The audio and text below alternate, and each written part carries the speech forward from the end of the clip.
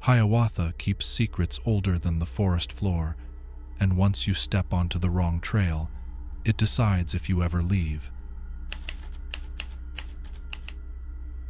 My name is Nathan Red Elk. I've been a park ranger for 23 years, the last 15 spent patrolling the deep heart of Michigan's Hiawatha National Forest. Most people think they know what a forest is, a stretch of trees and trails, maybe a lake or two, but they've never stood in the middle of 600,000 acres of wilderness, with no cell signal, no roads, and no sound except their own breath. Out here, the forest isn't just a place, it's a presence. You feel it pressing against you, listening, measuring. In summer, Hiawatha is a cathedral of green, towering pines, mossy clearings, lakes so still they look like glass. But in winter, it changes. The snow flattens the land, hides every path, swallows every familiar landmark.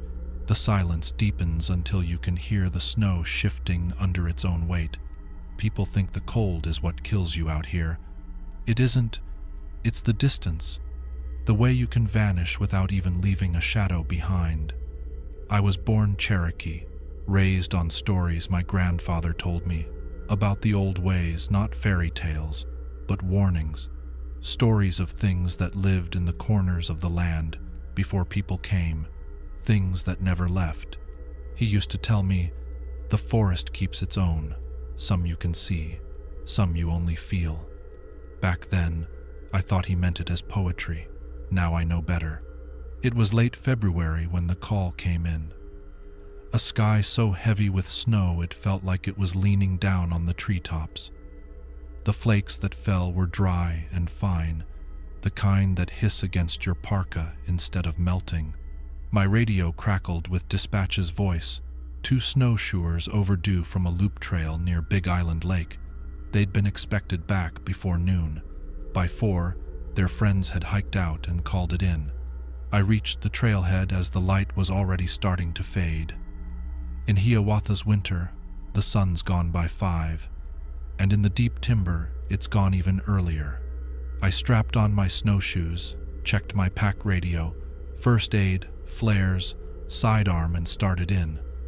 The world narrowed to the crunch of my steps and the faint sway of trees in the wind. The first mile was easy.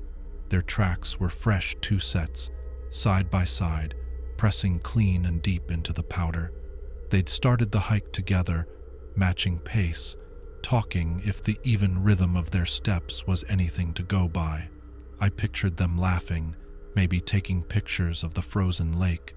But then, a mile in, something shifted.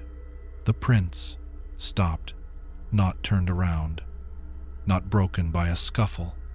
They just ended, clean in the middle of the trail, as if the 2 of them had stepped up into the air and never come back down. Ahead of the last impressions, the snow lay smooth, untouched, its surface unbroken for as far as my light reached. I crouched, running my glove over the last prints. The edges were sharp. The snow inside was undisturbed. There was no sign of collapse, no drift from wind. And there hadn't been wind. The branches overhead were still, the snow on them undisturbed. I've tracked people in whiteouts before, where a gust can wipe out a trail in seconds. This wasn't that. This was wrong.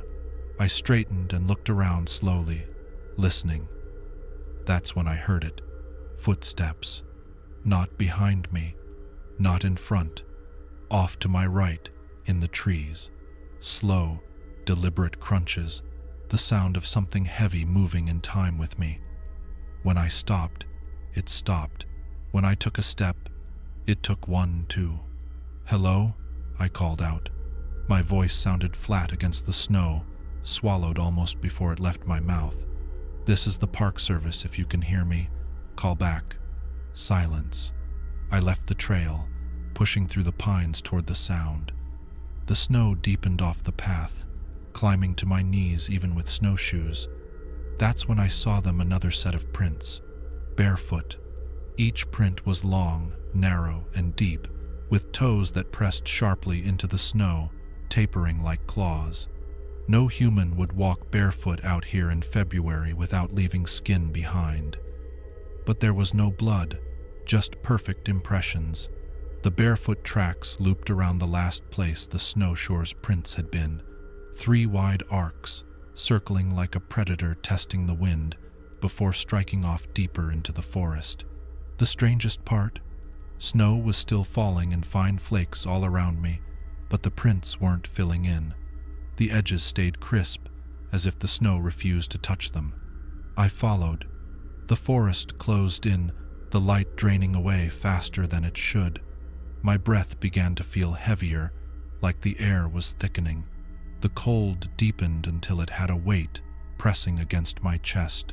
The familiar sense of pine and frozen earth faded, replaced by something faint and metallic, almost sweet like rusted iron or old blood.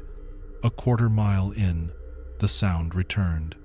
Not just footsteps now, but a slow, steady scraping, like claws dragging over bark. I stopped and swept my light through the trees. That's when I saw it.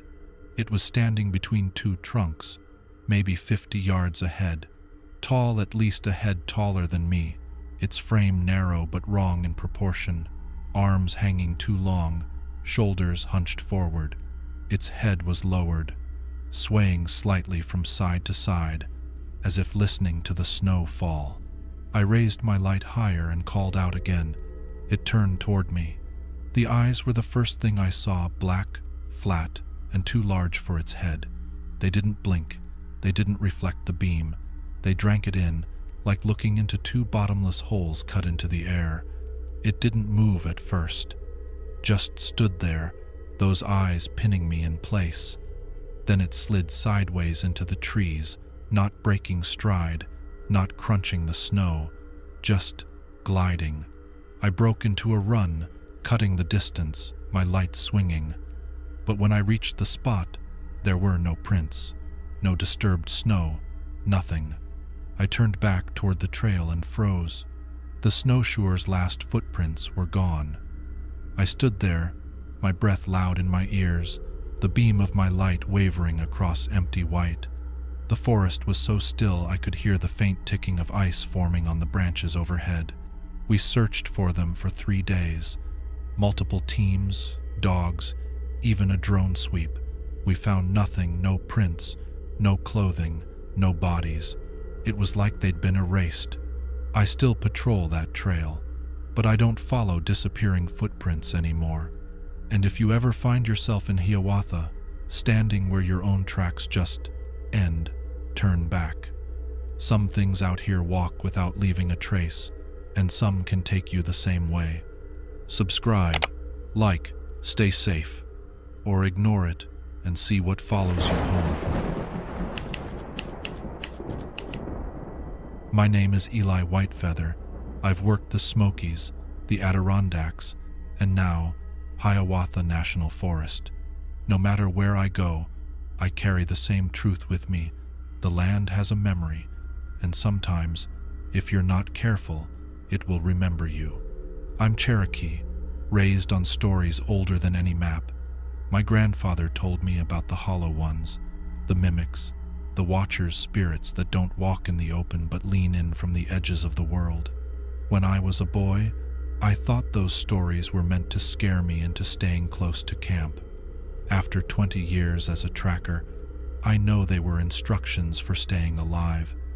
It was early September, that strange cusp between summer and fall, when the air shifts and the forest starts to feel different under your boots. The calls came in just after dawn. A group of campers on the southern edge of the park had packed up and hiked out in the middle of the night. They were pale, shaken, and wouldn't stop looking over their shoulders. One of them told the front desk at the lodge, "We kept hearing our own names, but no one was there." At first, I thought it was just their nerves. The forest at night can play tricks on people, the wind through the pines, an owl's cry. Even the shifting of branches can sound like words if you're already on edge. But when the third group in a month reported the same thing, names whispered from the darkness, I knew I had to check it myself. I set out late in the afternoon, wanting to be in the area by nightfall. My route took me along a narrow service trail, the kind that doesn't appear on visitor maps. The pines here grew so close, their branches knitted together, casting the ground into a green twilight, even when the sun was still up. The air was still and heavy with the scent of sap. By the time I reached the campsite in question, the sky was bleeding into shades of copper and gray. I walked the perimeter, scanning for signs, broken twigs, fresh prints, anything that might explain the voices. The ground told a simple story. A half-dozen people had been here, set up tents, cooked, laughed, moved between the fire pit and the tree line. Nothing unusual. I decided to wait. The forest changes after dark. The colors drain first, leaving everything in shades of silver and black. Then the sounds shift. The daytime chatter of birds gives way to the soft rustle of night things moving unseen. I settled by the cold fire pit, my back against a log, flashlight in my lap, rifle across my knees. The first whisper came around midnight. It was faint, so faint I almost mistook it for the wind, but the air was still. Eli. My head came up fast. The voice was close, too close. I swept my light through the trees. Nothing but trunks and needles. Then it came again, from another direction. Eli. Not loud, not urgent, just calling, the way someone might call from a doorway, inviting you in. I rose slowly, my ears straining. Every instinct told me to stay put, but curiosity has teeth, and it bites hard. I stepped into the trees. The pines closed around me, their trunks black pillars in the beam of my light. The ground was soft with decades of needles, muffling my steps. The whisper came again, always just far enough ahead to keep me moving. After maybe 10 minutes, I realized something unsettling. The forest was changing. The air felt thicker, heavier, and the trees around me were not in any place I knew. I've walked this forest for years, and I know every ridge, every clearing, every twist of the streams. But here, nothing was familiar. I pulled out my compass. The needle spun once, then settled in the wrong direction. Eli. This time, the voice was right behind me. I spun, light cutting through the dark, and saw nothing. But the whisper didn't stop. It multiplied. Now there were more voices, some speaking my name, others murmuring words I couldn't understand. They moved around me, circling, never in the same place twice. I caught movement in the corner of my eye, something tall, thin, slipping between the trees without sound. My light found only empty air, but the needles underfoot hadn't moved, as if whatever it was didn't disturb the ground at all. I kept moving, pushing toward where I thought the trail should be. That's when the trees opened into a small clearing I'd never seen before. In the center stood a thicket of pines so dense their trunks grew twisted together, bark fused in strange, knotted patterns. The ground inside was bare, no needles, no snow, no sign of life. The whispers grew louder. Something shifted within the thicket, a ripple, like smoke trapped in a jar. Then a shape stepped forward. It was man-shaped, but its proportions were wrong, arms too long, neck too thin, shoulders sloping forward, as though it carried an invisible weight. And its face, there was no face, just smooth, pale skin where eyes and mouth should have been, yet I knew it was looking at me. The whispers stopped. The silence pressed in like a hand over my mouth. Then, all at once, every voice screamed my name. I stumbled back, firing my rifle into the center of that pale shape. The recoil echoed, but the thing didn't fall. It didn't even flinch. The bullet passed through like I'd shot into fog. The next thing I remember, I was standing on the service trail again, my breath ragged, my light shaking in my hand. My compass pointed true north. The whispering was gone. The next day, I went back with 2 other rangers. We searched for the clearing, for the thicket, for anything that might mark where I'd been.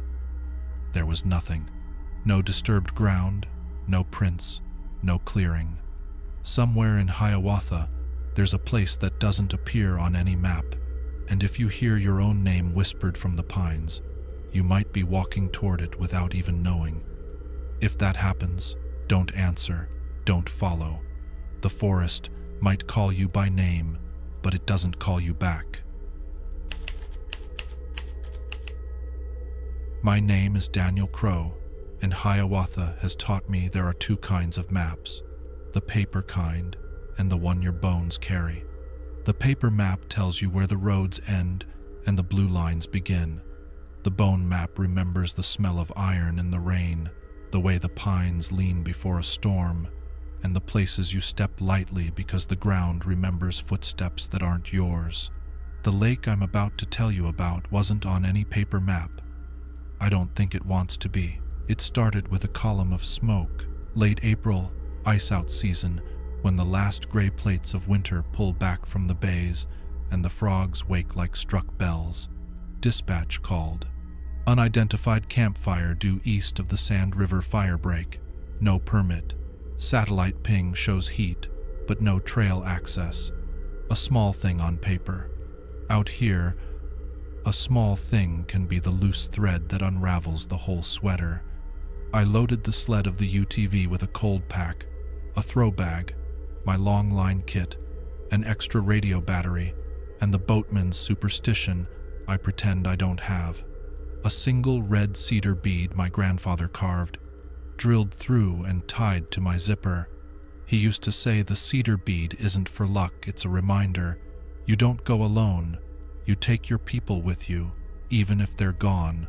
The sky had that lifted, rinsed look that only comes after a long winter. Sunlight pooled in the logging cuts and vanished the second you stepped into the trees. The drive in was slow. The old service 2-track had wintered badly, frost heaving the gravel in washboards that tried to rattle the fillings out of my teeth. I parked when the ruts gave way to old, sunken corduroy and walked the rest. The forest changing around me with each 100 yards, birch and popple giving way to red pine, then spruce so thick they held shadow like water. The smoke found me before I found the fire.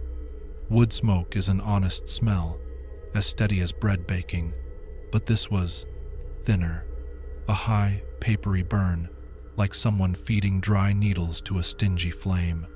I followed it down a fall line between 2 glacial hummocks and stepped into a low swale, and there it was, a ring of stones, still warm, ash, a pale halo in the moss. No tent, no tarp.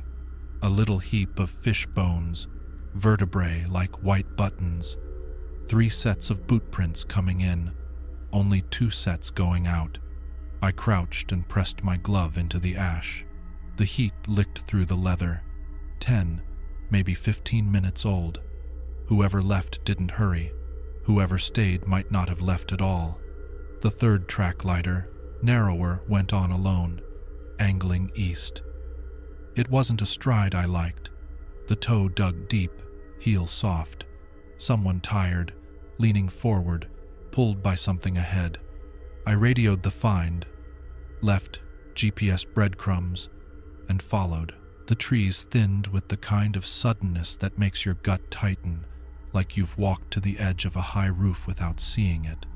The ground under my boots turned from duff to something closer to felt sphagnum swelling over the bones of old water.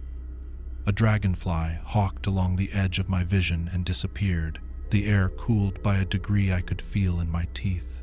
And then I saw it, a circle of water tucked into a bowl of cedar and tamarack, dark as the inside of a closed eye. No inlet, no outlet, no beaver work. The kind of lake you only see when it wants to be seen.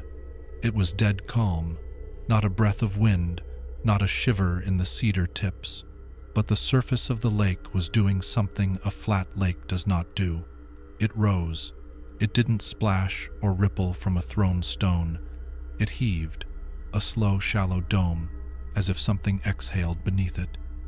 Then it sank back, drawing a low ring of wrinkles toward the center. 5 heartbeats later it rose again, the same measured breath. I stood there with one boot in shadow and one in sun, and listened. Nothing but the faint click of last year's ice rot drifting under the crust at the waterline, and below that, a noise so deep and soft it was closer to a pressure you feel it on the roots of your molars. Not a pump, not a culvert, something older. The lone boot prints went right to the water's edge and stopped. Not skidded, not jumped. Stopped as clean as the snow shores did, back in February.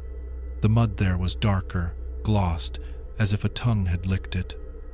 A faint crescent scratched the peat to the left fiberglass. I thought, a canoe hull. Someone had come down here with a boat. I scanned for a stash point, saplings bent back, grass laid flat, and found a narrow cut between alder whips. Sure enough, a beached canoe, flipped a front of Storms. The brand was a hardware store special, cheap green. On the thwart, scratched with a key, MJ plus Cal. Love, or just ownership. Inside, one paddle, a faded life vest, and a half-empty bottle of cinnamon whiskey. No second paddle, no second vest, no second anything. For a long minute, I did what rangers do when the hair on their arms is already standing up. I tried to make it ordinary. Maybe 3 came in, 2 left to get help. 1 stayed and decided to paddle across without waiting. Maybe he slipped. Maybe he drowned. Lakes drown people all the time, except lakes move when the wind tells them to. This water moved to a different clock. Breath in, breath out. 10 seconds dark, 6 seconds brighter. The sun's reflection kneaded into a smear and then drawn tight again, like someone wringing a towel. I got on the radio. Red elk, possible unpermitted camp. 3 in, 2 out. 1 canoe discovered. Unknown status on missing party. I'm at grid. The radio hissed, then flattened, dead as a bone chip. I tried my backup handset. Nothing. The battery test light glowed like an ember. The carrier wave wasn't getting out.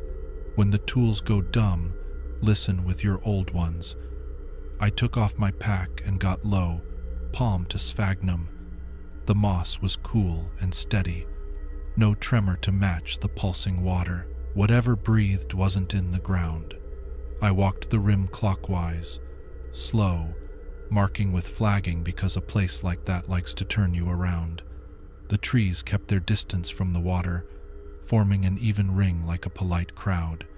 The only breaks were 2 slide marks where a hull had nosed in and out, and a third, narrower, where something else had entered. No keel, no boot tread, just a sleek, 2-hand span of compressed moss that didn't spring back when I pressed on it.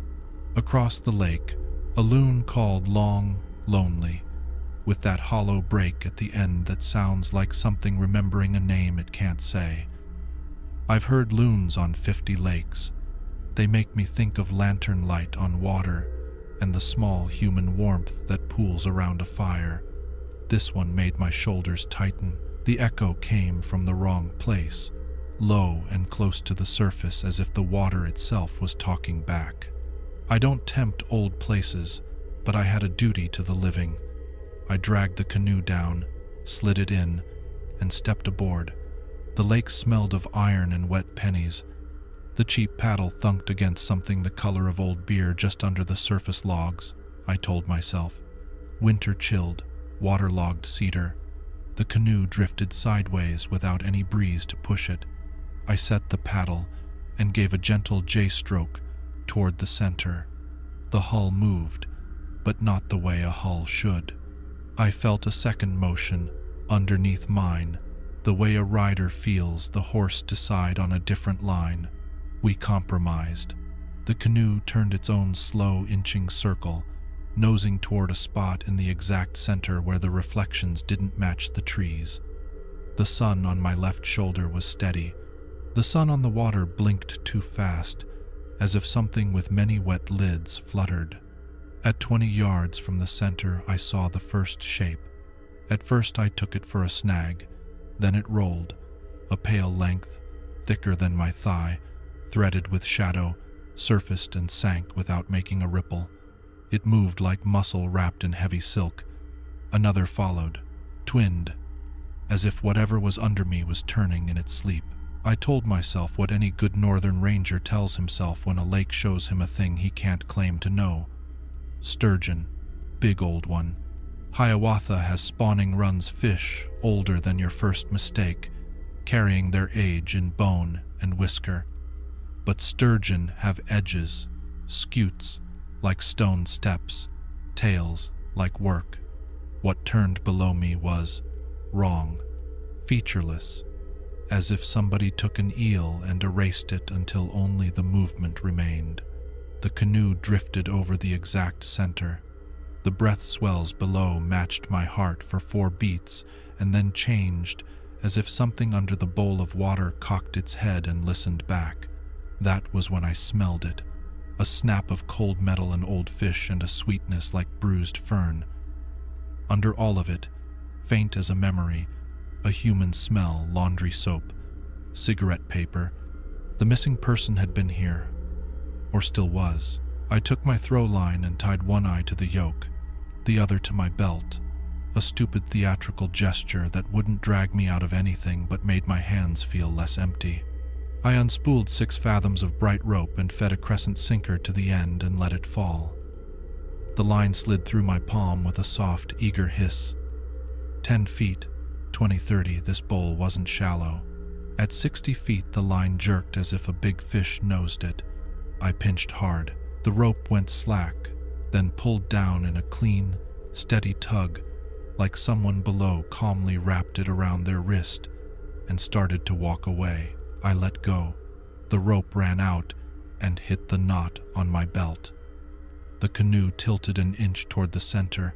The tuck of my stomach told me to cut the line, but the knife I wanted was under the thwart. I grabbed, hands clumsy, and that was when the rope loosened as politely as if a stranger had lifted a hand off my sleeve to let me pass in a hallway. The water rose, not in a swell you could ride. It came up all at once, under the canoe, as if the lake flexed a single dark muscle, and in that lifted second, the hull slid sideways 3 feet without a sound. The center stain of light widened.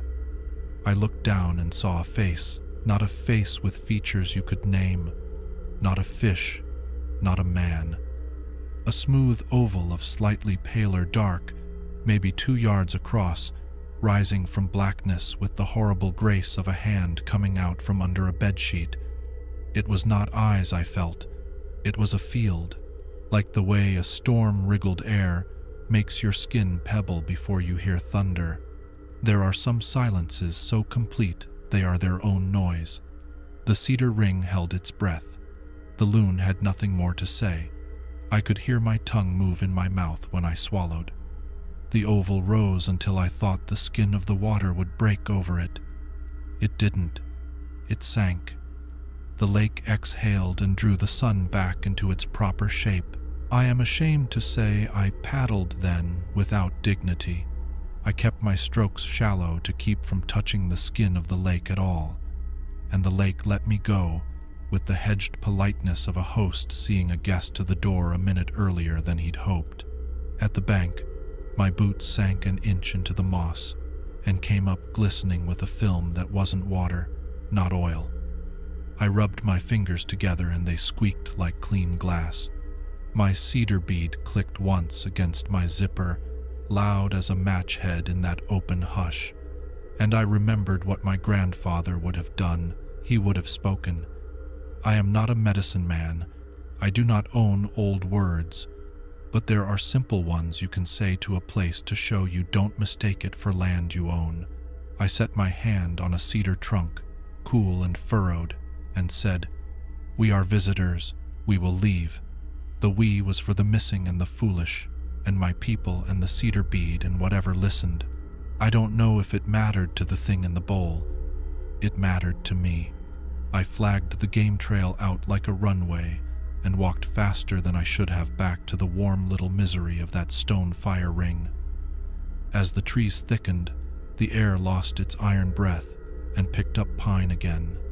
The radio, pinned to my shoulder, crackled as if waking up from a nap. "Red Elk, say status." "Red Elk on. I've got an abandoned camp, one vessel, one probable missing party. Coordinates to follow." "Copy. Any hazards on scene?" I looked back through the trees where the light had thinned. The breath timing of the lake fell out of my body like a coin down a well. "Natural hazard," I said carefully. "Uncharted water. Advise no entry. Repeat, no entry." "Copy. Stand by for SAR." I wanted to be away from that place when more people came. Not because I feared for myself, because some places are like a calm dog that tolerates one hand and bites the second. I marked the road where a rescue truck could nose in and waited with my back to a tree and my eyes on a strip of sky because I did not want to watch the woods. The team took 2 hours to assemble. In that time, the light got a chalk hardness and my mistake got bigger. I had left flagging the color of a hunter's cap around a lake that did not want to be found. The cedar ring was the kind of old border you don't mark and you don't cross twice in a day if you can help it. I cut the worst of it on my way back in with the SAR lead Carter, solid, tired, good at the gentle drift between laughing and orders that keeps a search humane. He listened to my report without the jokes we make when we're nervous. "Bottomless kettle," he said at last, voice low. "We've got a couple of those north of here." He meant places where the ice never gets thick in winter and the cattails never quite take. He meant stories with old names. We stood at the ring and looked out at the flat skin of that water. It appeared ordinary, an April pond. A breeze had sprung somewhere and ruffled the alder catkins. Midges hazed above the surface with the blind joy of small living things that have only one day to spend. "Sonar?" he asked. "Nothing to steady it in," I said. "No boat we can trust on that skin." He nodded, eyes on the center where the reflections were true now, as if the lake had put its mask back on. "Diver?" I shook my head before I knew I was doing it. He didn't ask why. He knew. We did what we could do. We circled the perimeter with a grid so tight it felt like sewing. We found the third set of tracks again clear coming in, gone going out, and the neat wet ovals of canoe ends nosed onto moss, and the place where the moss had been pressed by something long and smooth and patient. We found, tucked into the crook of a cedar's roots, a knit cap the color of boiled beets, inside band, Cal, written in black marker. We bagged it, we photographed it. We wrote the chain of custody so perfect a lawyer could chew it and not find a gristle. We called the missing person's mother from the ranger station when night came, because it is better to speak hard words inside 4 walls than under trees that listen. She cried in the dry way of the newly stunned and said her son was a strong swimmer. I told her the truth we have to tell. We found signs he was on the water. When she asked, "Is he dead?" I said the only other truth we're allowed. We haven't found him. After I hung up, I took my cedar bead off my zipper and put it in my pocket like a child pocketing a talisman. The zipper felt too loud without it. The next morning, a drone crew from the county showed up with bright cases full of small good ideas. I did not want them to fly. Carter did not want them to fly. We flew anyway because closing a file without trying is its own kind of haunting. The drone rose like a slow horsefly and went out over the bowl, The screen in the case lid showed us what I had not had words for. The lake was not a clean black. It was clouded, like breath against glass. The center read warmer by a degree, a soft pulse. No shape, nothing for paperwork. When the pilot dipped to skim the surface for a better read, the drone twitched, bumped air that wasn't air, and the video feed filled with static like fish scales. The pilot cursed, steadied, and pulled back. When he brought the bird in, the plastic belly of it squeaked against my glove the same way my fingers had squeaked on my boot. We packed up slowly. On the whiteboard in the SAR bay, next to lost person, Cal Michael Jefferson, age 23, male, 5'10", 160 lbs, last seen wearing navy jacket and knit cap. Someone wrote, lake, and then erased it. You can't write a lake on a whiteboard. You can only not go back. But I did go back, once more, alone, a week later, at dawn, because a thing like that will sit in your mind like a stone in a shoe until you take it out and look. The air that morning was the softest shade of gray. The cedar ring at the lake brim smelled of rain. The water lay to its old breathless stillness, the dome rising and falling now and then, as if the lake had taken slower work sleeping, digesting. On the moss by the same cedar where we'd found the cap, someone had set 3 small things in a neat line: a bottle cap, a smooth red pebble with a stripe of quartz, and a strip of birch bark curled into a tube. The cap was from the cinnamon whiskey. The stone well. The stone might have always been there. The birch curl smelled new, as if teeth had stripped it. I looked around the ring, half expecting to see a second person's breath in the air. There was only mine. I picked up none of it. I am not the kind of man who takes offerings from a mouth I can't name. I did what I had not done the first day. I spoke first, in a voice so low I felt foolish and very young. We remember you, I said to the lake and the cedar and whatever moved under the bowl. We remember you. We won't feed you. Let the missing go where they need to go. A wind came then, the kind that combs the cedar tips without reaching the ground. The lake did not answer me. It breathed once, long in, long out, and lay flat. I left flagging on the approach 100 yards back that reads in block letters, "No, entry private restoration. It's a lie we use when the truth is too strange to hold."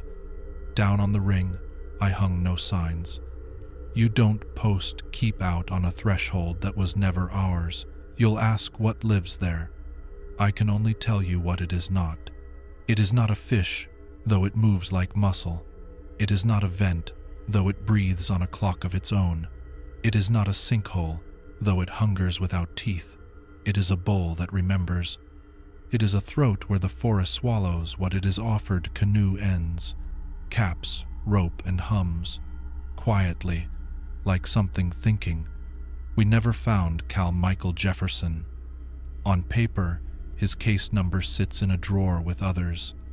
In my bones, it sits in a ring of cedar whose roots grip rock older than any story my grandfather told me. When I drive the fire brake and the wind shifts cool from the east, I taste iron on my tongue and keep both hands on the wheel and do not turn down that sunken corduroy. If you come to Hiawatha in spring and a friend drags you off trail to show you this wicked little kettle nobody knows, don't get in the boat. Don't skim stones. Don't put your hand to the surface to feel how strangely warm it is in the middle. Lakes that breathe have good manners. They will let you leave if you ask politely and only once. They have long patience for a single guest and none at all for a crowd. And if you find a fire ring with fish bones like little white buttons and 3 sets of tracks with only 2 walking out, tie whatever you carry of your elders to your coat and speak softly to the trees. Then turn around, walk back the way you came, counting your steps like prayer beads. This forest remembers the shape of a man. It also remembers the taste. My name is Jonah Greyhawk. I've worked search and rescue in Michigan's Hiawatha National Forest for over 20 years, but there are nights when the forest feels less like a place you patrol and more like a thing that patrols you. This was one of those nights. It started with a missing hunter, late October, the tail end of rifle season, when the weather shifts in hours and daylight is worth its weight in gold. The call came in just before sundown. A man in his 40s, out alone, hadn't returned to his truck by nightfall. His brother reported him missing, said they'd agreed to meet at the logging road gate by 6 p.m., but when he showed up, nothing. The man's pack and rifle were still gone. His brother swore he'd never walk off without them. I've worked enough of these to know that in Hiawatha, you don't delay after dark. The forest changes when the sun drops. It doesn't just get darker, it gets heavier, like the trees lean in, listening. The weather wasn't on our side. A fog had been creeping in from Lake Superior all afternoon, low and thin at first, then thickening until you could barely see 100 feet. By the time I reached the hunter's last known coordinates, it had swallowed the road entirely. The high beams only made it worse, white glare bouncing back like I'd parked in the middle of a snowstorm.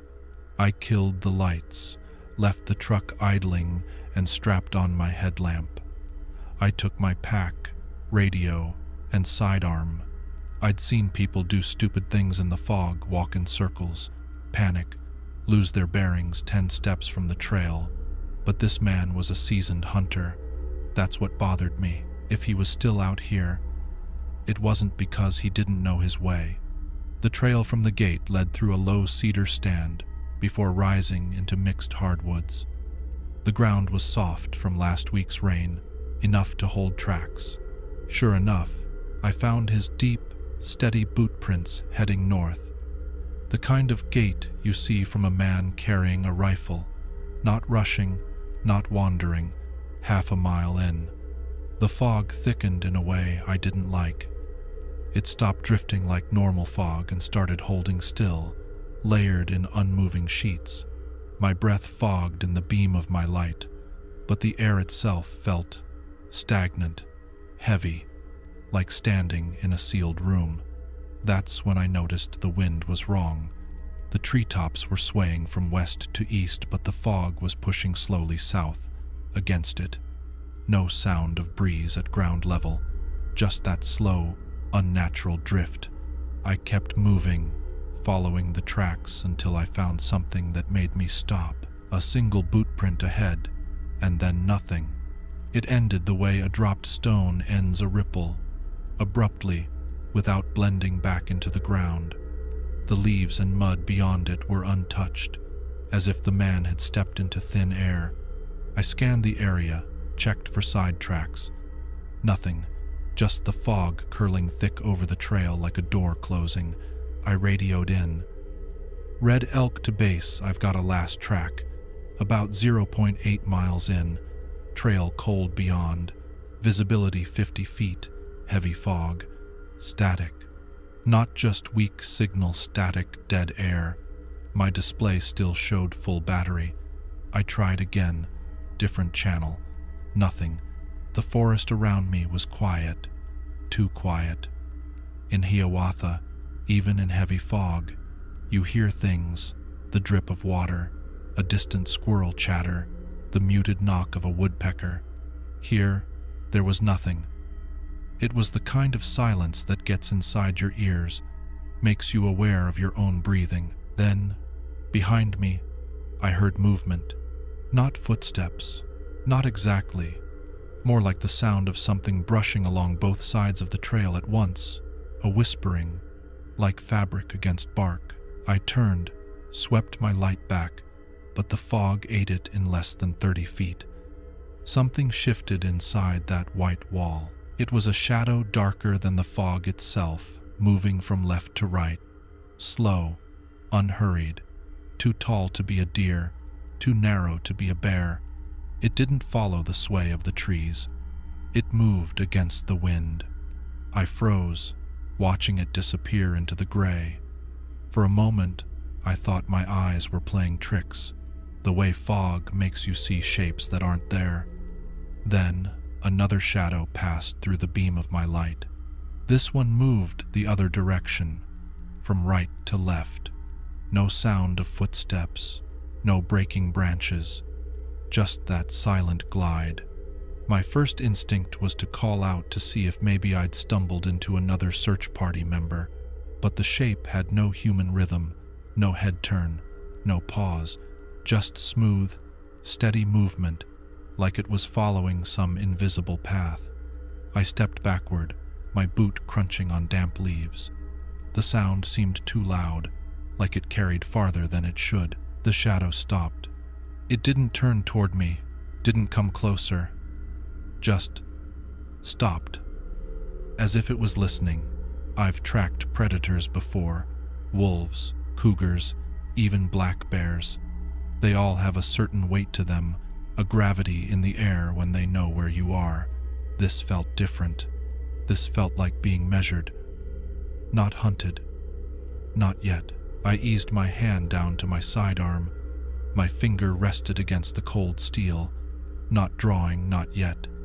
The shadow began to move again, melting into the fog.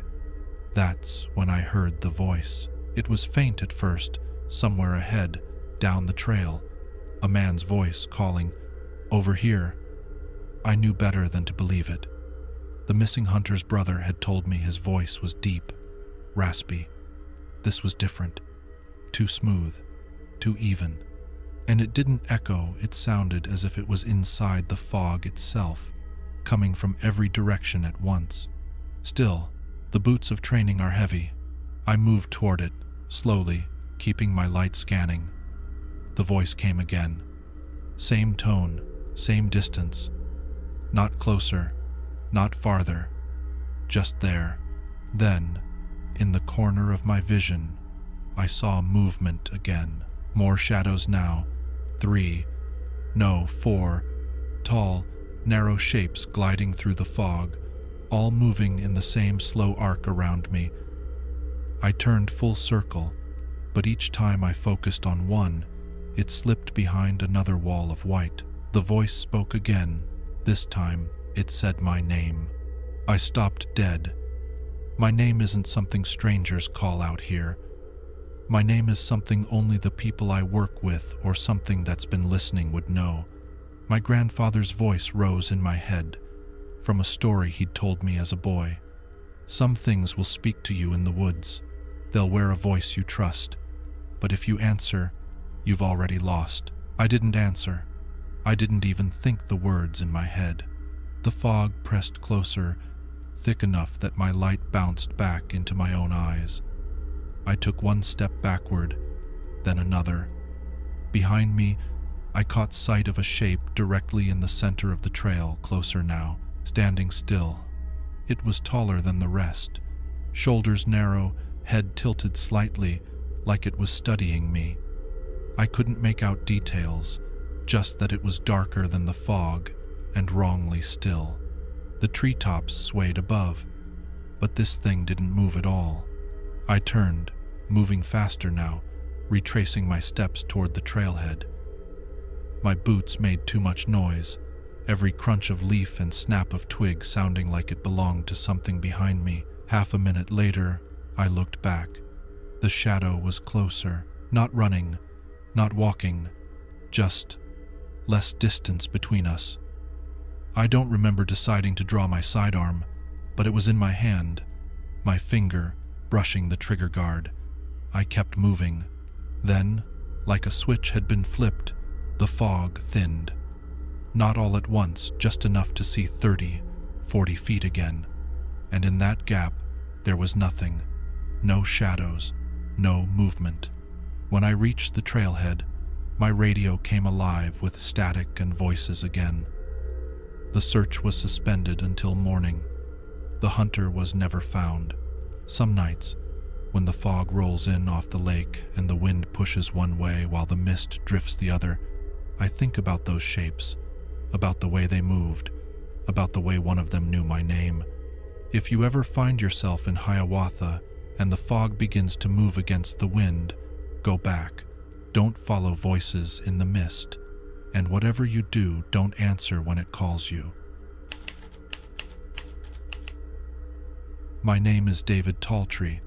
I'm a Cherokee tracker and part-time search and rescue officer for the Park Service. I've been on more recovery missions than I care to count, some that ended with a handshake and a grateful family, others with a black bag zipped under a tarp. I've learned this much. The forest doesn't take everyone the same way.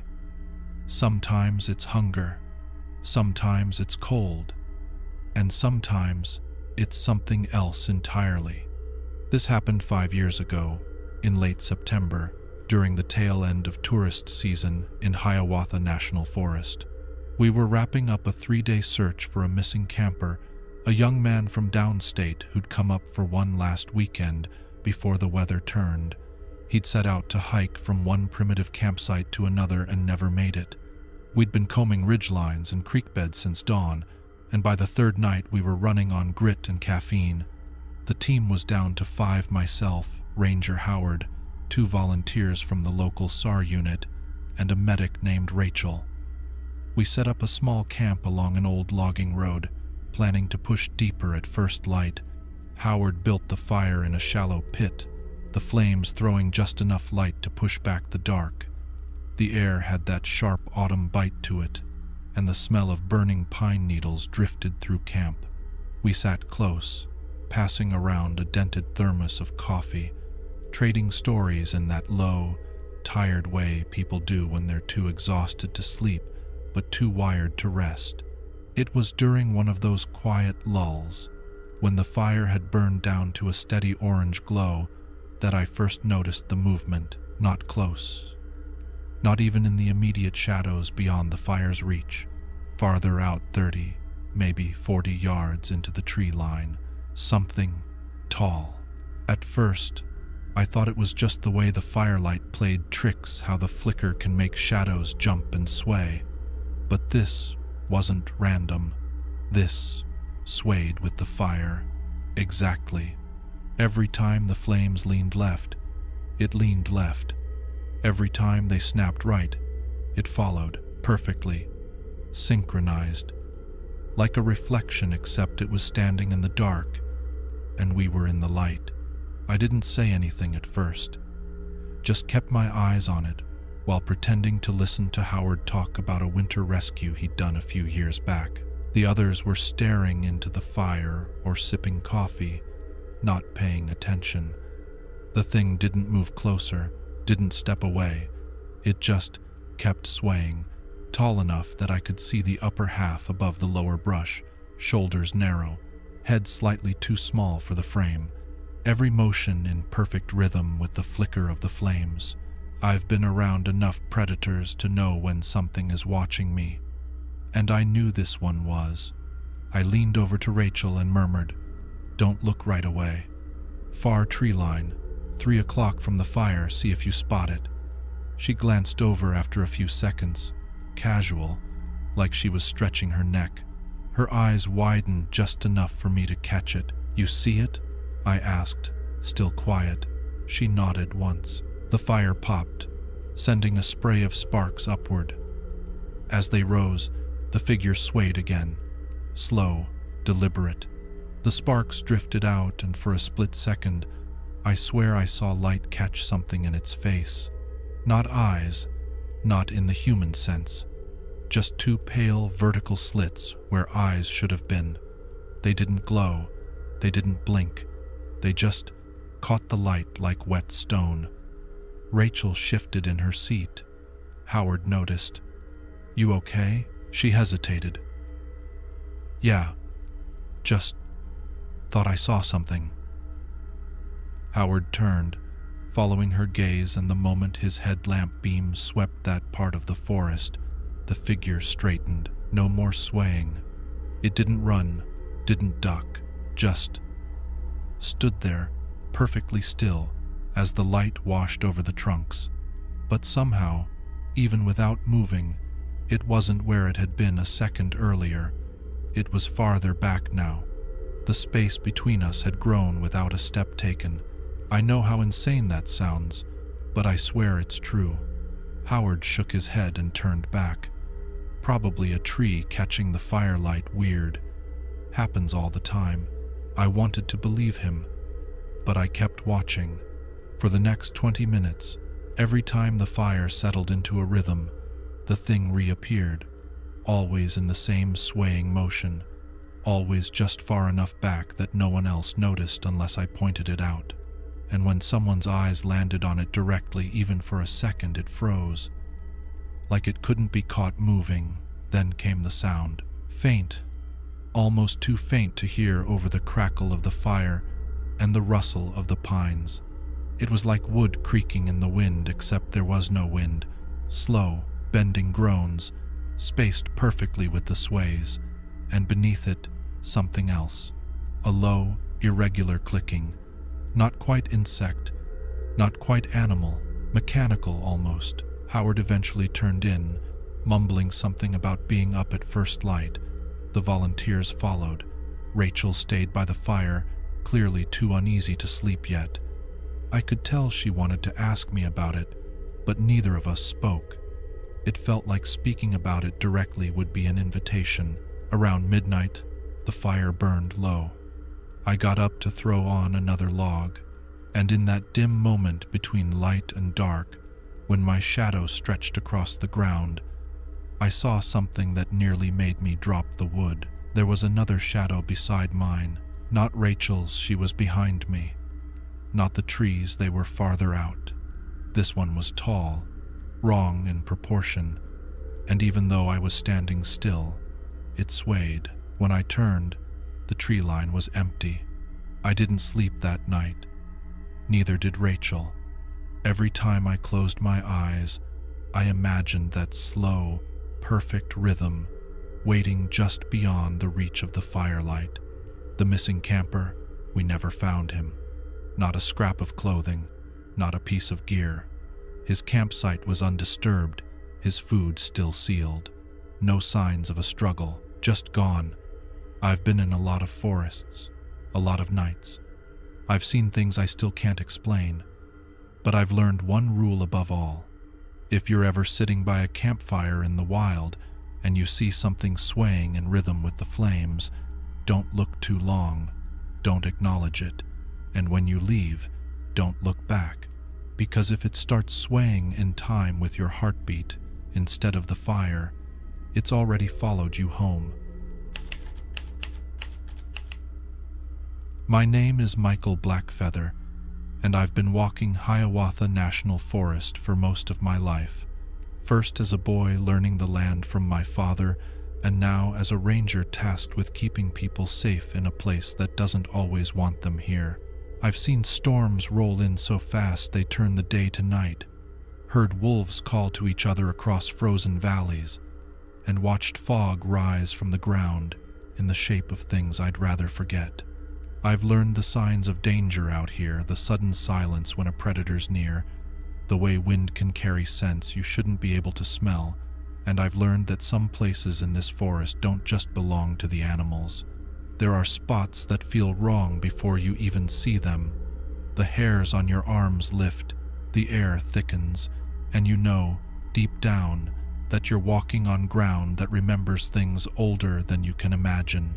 One of those places is a clearing deep in the northern sector where the Singing Stones stand. They're not marked on any official map, but locals whisper about them, always with the same warning: don't be there after sunset.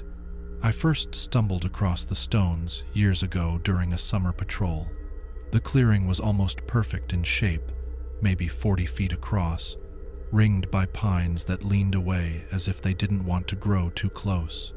Inside stood a dozen upright boulders, smooth and tall, some just over my height, others towering like sentinels. The rock wasn't the kind you usually see here, darker, with faint white veins, and carved with shallow lines too worn to make sense of.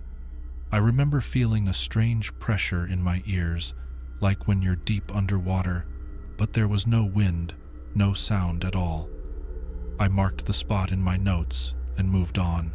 I didn't return until last October, and I wish I hadn't. It was a search call, a group of 3 teenage boys who hadn't come back from a day hike.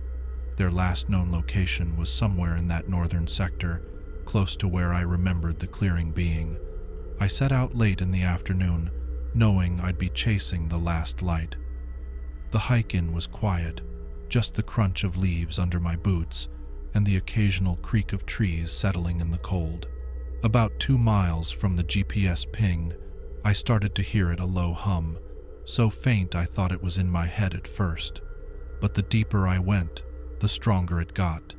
It wasn't coming from any one direction. It was just there, in the air, like the ground itself was vibrating. By the time I stepped into the clearing, the hum was in my bones.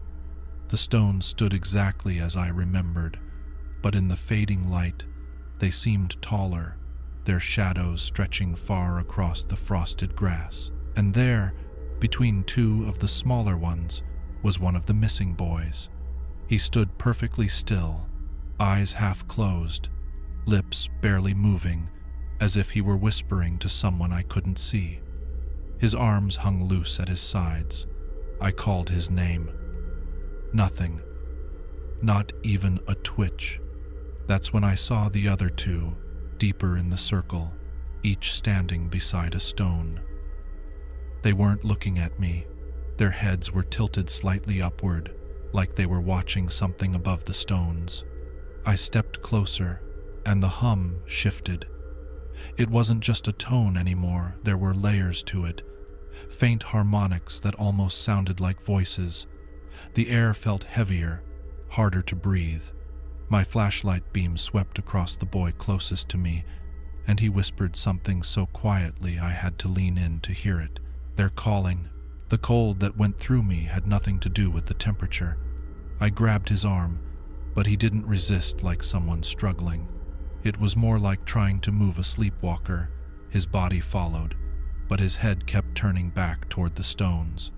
I knew I couldn't carry 3 kids out of there by myself, so I stepped deeper into the circle to get the others. That's when I made my mistake. The moment both my feet were inside the ring, the hum roared in my skull. My vision narrowed, the edges warping like heat haze. The ground under my boots moved.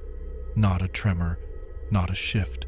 It rose and fell in slow, steady pulses, like I was standing on the chest of something breathing. My heartbeat started to sync with it, my thoughts slowing until all I wanted was to stand there and listen. The second boy turned toward me then, and his eyes were wrong, not vacant wide with awe, like he was seeing something beautiful I couldn't. His gaze went past me, over my shoulder. Against every instinct I had, I turned to look. Between 2 of the tallest stones, where the last streaks of sunlight bled into the clearing, the earth was swelling. Not like dirt shifting from a burrowing animal, this was bigger. The grass and soil rose in a long, slow ripple, as if something massive beneath was rolling onto its side. The hum deepened, and I swear I could hear something else now, a slow, cavernous inhale. I yanked the second boy toward me, then the third. The moment we crossed the edge of the circle, the pressure in my skull eased, the hum fading to a low throb before disappearing altogether. The boys blinked like they were waking up from a dream, confused and asking why we were running. I didn't answer. We didn't stop until the clearing was far behind us. I got them back to their parents that night. They remembered almost nothing, just walking, hearing something warm and beautiful, and wanting to follow it. I filed my report, but I left out the part about the ground breathing. I've been back once since, from a safe distance. Even in daylight, I could feel a faint vibration in the soles of my boots, and I didn't linger. If you ever hear the earth hum in Hiawatha, don't follow it. Don't go looking for where it's loudest. Some things in this forest don't just take people, they invite them. And once you step into that circle, you might not want to leave. My name is Lucas Red Bear, I've been a ranger in Hiawatha National Forest for 17 years, and in all that time, I've learned one hard truth. Sometimes the forest shows you something without ever giving you the answer to what it means. You can track a bear for 2 miles, find where it bedded down, see the exact spot it caught a deer, but sometimes there's no deer, no struggle, no tracks leading away, just a patch of flattened grass and the feeling that something isn't right. You stand there, knowing the ground should tell a story, but the story's been erased like the forest doesn't want you to know how it ends. This story isn't about a bear. It was late November, the kind of cold that bites harder the longer you stand still, the kind where the frost on your beard feels like glass, and the air stings your lungs if you breathe too deep. I was running a solo patrol along an old trapper's route near the western boundary. It's not an area I go often, not because I'm scared of it, but because the place has a different kind of quiet.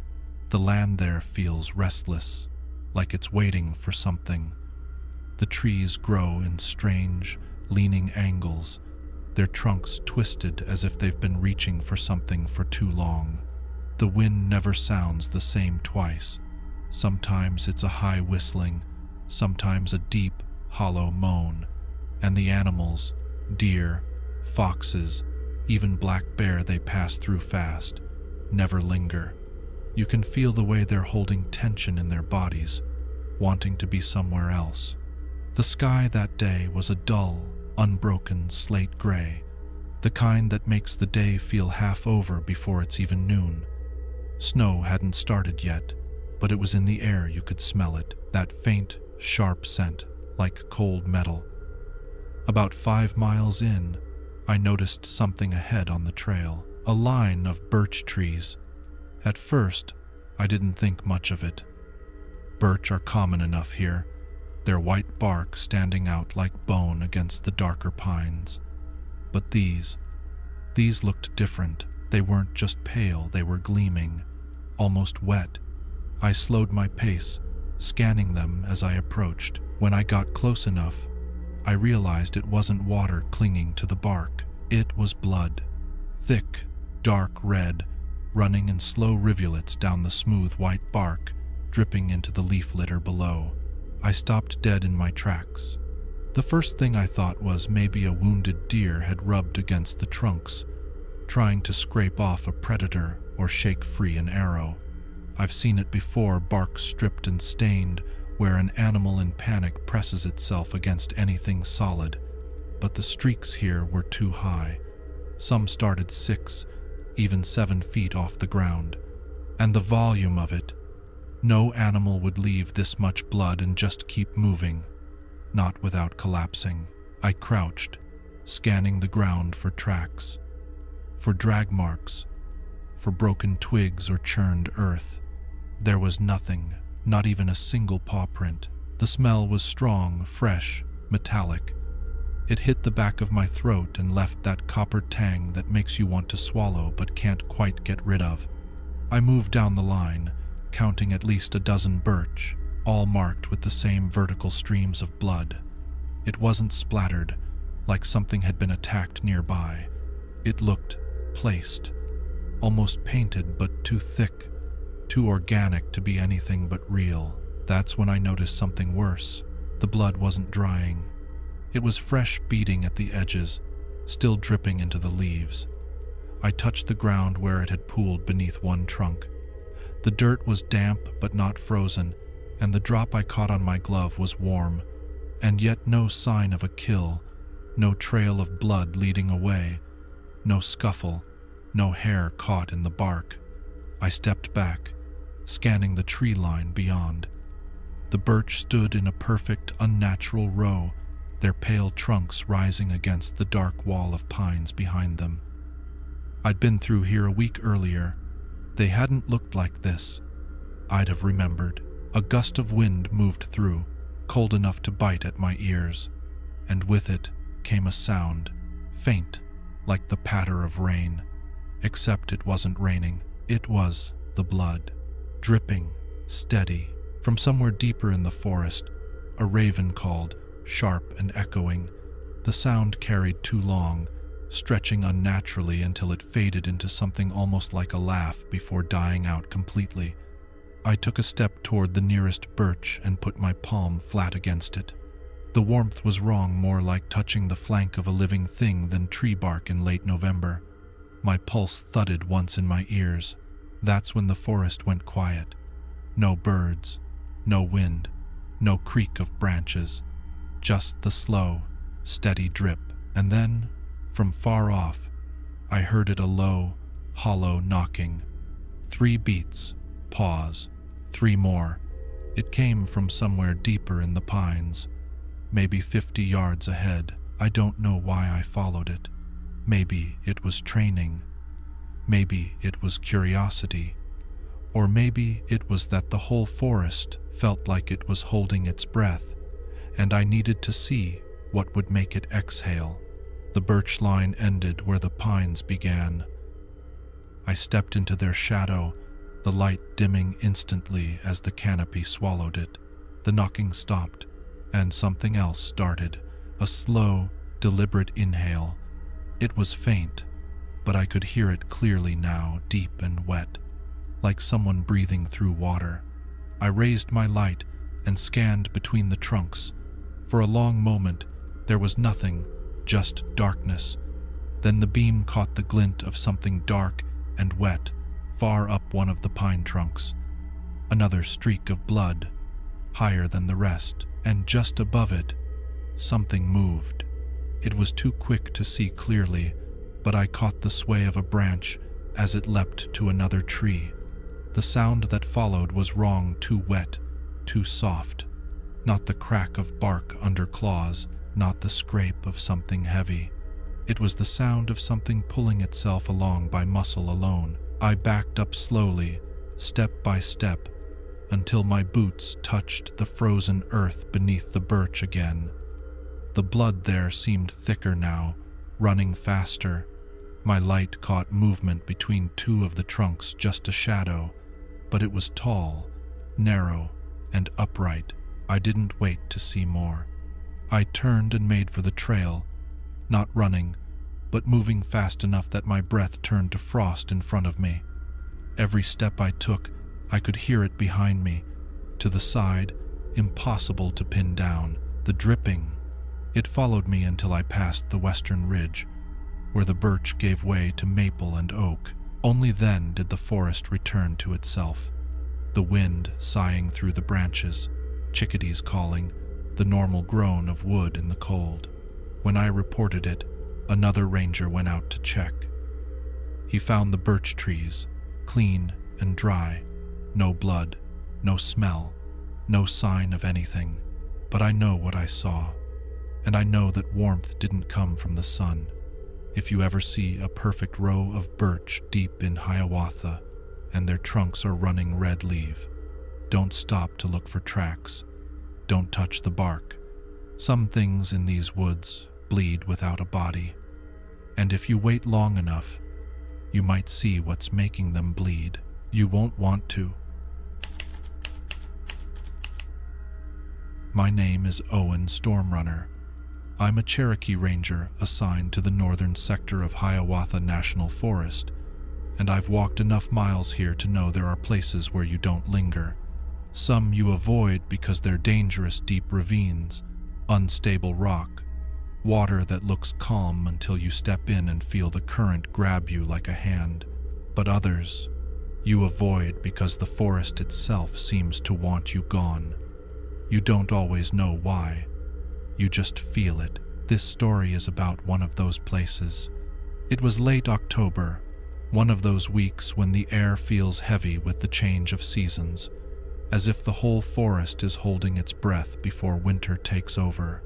The leaves had already dropped from most of the hardwoods, carpeting the trails in a damp, rust-colored layer that muffled every step. The mornings were edged with frost, the afternoons just warm enough that you could smell wet earth again, and the sunsets came too soon, swallowing the light faster each day until darkness seemed to creep in before you were ready for it. I was assigned to patrol a section of old trail near the northern ridge, a path so overgrown it barely showed on the service maps anymore. It had been decommissioned years ago after a series of rock slides made it unsafe. Nature had been reclaiming it ever since, but every so often hikers found their way onto it, either out of curiosity or by accident. That morning, dispatch forwarded me a report from a woman staying at a rental cabin a few miles west. She claimed she'd been walking near that old trail the day before and had seen someone strange.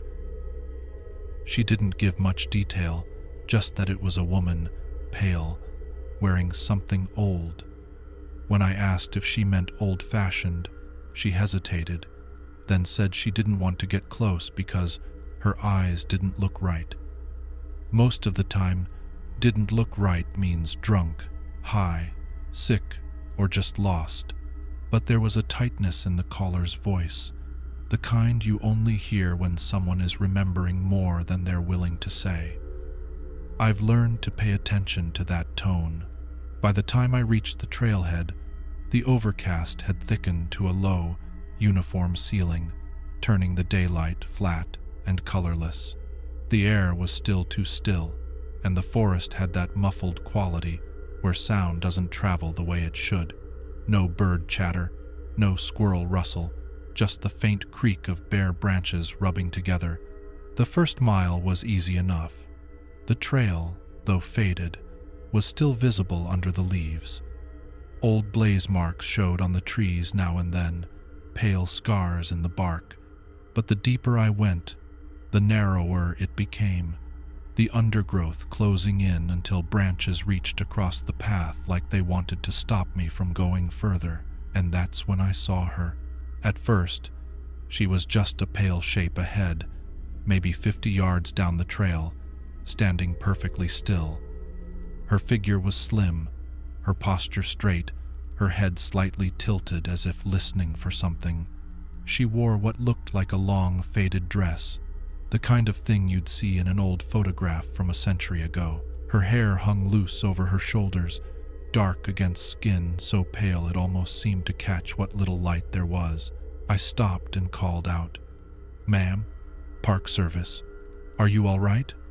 No movement. I took a few steps forward, my boots crunching in the damp leaves. The sound felt loud in the stillness, like it didn't belong there. "Ma'am?" That's when she lifted her head.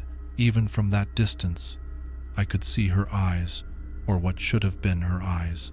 Instead, there were only two deep, black hollows. They weren't like injuries, not empty sockets in the medical sense.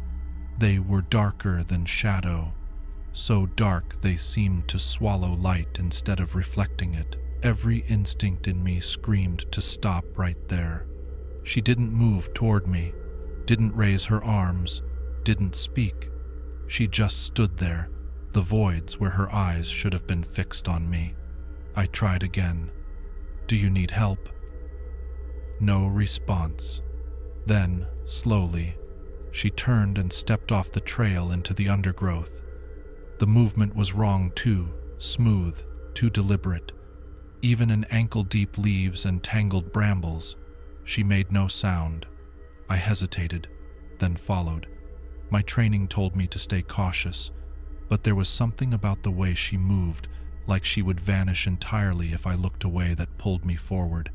The undergrowth was thick, clawing at my sleeves and catching on my jacket zipper. The smell of damp leaves and cold earth clung to the air until, all at once, it changed. The forest scent faded, replaced by something faintly sweet, almost floral. But it wasn't fresh, like wildflowers. It was the heavy, overripe sweetness of flowers left too long in a vase. The kind of smell that hides another, worse smell beneath it. The light dimmed, though the sky overhead hadn't changed. The ground softened under my boots, the earth springy, almost spongy, like it had been dug up and put back again. She stopped. I froze, maybe 20 feet behind her. The hem of her dress brushed the ground, the fabric unmoving despite the light breeze that had started to pick up. Slowly, Her head turned, not her shoulders, not her torso, just her head, rotating farther than it should have been able to. The black hollows of her eyes locked on me again. The darkness inside them wasn't just absence, it had depth. It was like staring into the mouth of a cave and feeling cold air pull at you, drawing you in. My chest tightened, my breath catching without reason. It was as if something beyond her was looking back through those hollows, studying me. She tilted her head slightly, as though hearing something I couldn't. Then she took a single step toward me. It was enough to break whatever had rooted me in place. I stepped back, hand going to the radio on my vest. Before I could touch the mic, she vanished, not moved, not ducked, gone.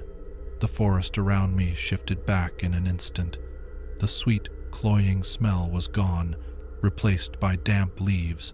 The dim light brightened. Somewhere, far off, a woodpecker tapped against a trunk. I scanned every tree, every shadow, every scrap of ground. No footprints, no broken branches, no sign of anything living having stood there. When I made it back to the trail, the wind had picked up, rattling the bare limbs overhead, whispering through the dry leaves. I walked all the way to the truck without looking over my shoulder. I didn't file an official incident report, just wrote unidentified subject visual only in my notes. There are things you can put in writing, and there are things that don't belong on paper. But I'll say this, if you're ever deep in Hiawatha and you see a pale woman standing perfectly still where no one should be, don't look at her eyes, because if you do, you might find that you're not the one doing the looking anymore. My name is Mason Holt. I've been a ranger in Hiawatha National Forest for over a decade, and I've learned that the forest doesn't just hold secrets in the shadows. Sometimes it hides them in plain sight, in places you think you know like the back of your own hand. Those are the ones that get under your skin the most. You expect the strange in the deep, unmarked places, but when it shows up somewhere familiar, somewhere you've trusted for years, it changes the way you look at the land. This happened in early May, just after the thaw. The ice had pulled back from the rivers, the snowmelt feeding them, until they ran fast and loud again. The air still had a bite in the mornings, the kind that stings your lungs when you breathe too deep.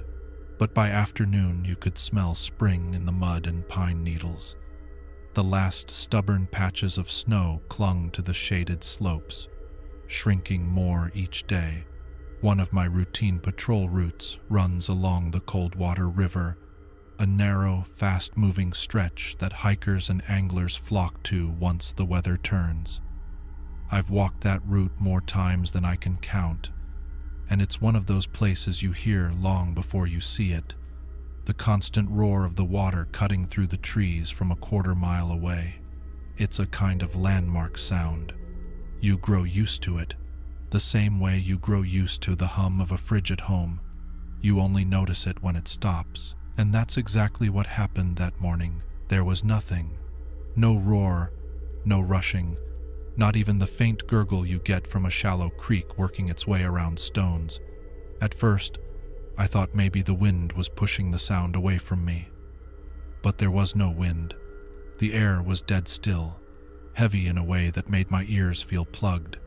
I slowed my pace, scanning the trees, wondering if I'd somehow drifted off course without realizing it. But the trail was the same as it always was, the same bends, the same downed logs I'd stepped over 100 times before. I knew exactly where I was, and yet my gut had already started to knot. The silence wasn't just an absence of sound, it was a presence. When I broke through the last line of spruce and stepped into the clearing by the riverbank, my boots stopped dead. The Coldwater River was still, not calm, not slow still. The surface lay flat as glass, reflecting the gray, unbroken sky and the black outlines of the spruce and birch along the banks. Not a single ripple, not a single bubble. The water didn't even shift against the rocks at the edges. It was wrong in a way my brain didn't want to process. I'd seen rivers frozen solid in winter, sure, but this wasn't ice. This was liquid water that refused to move.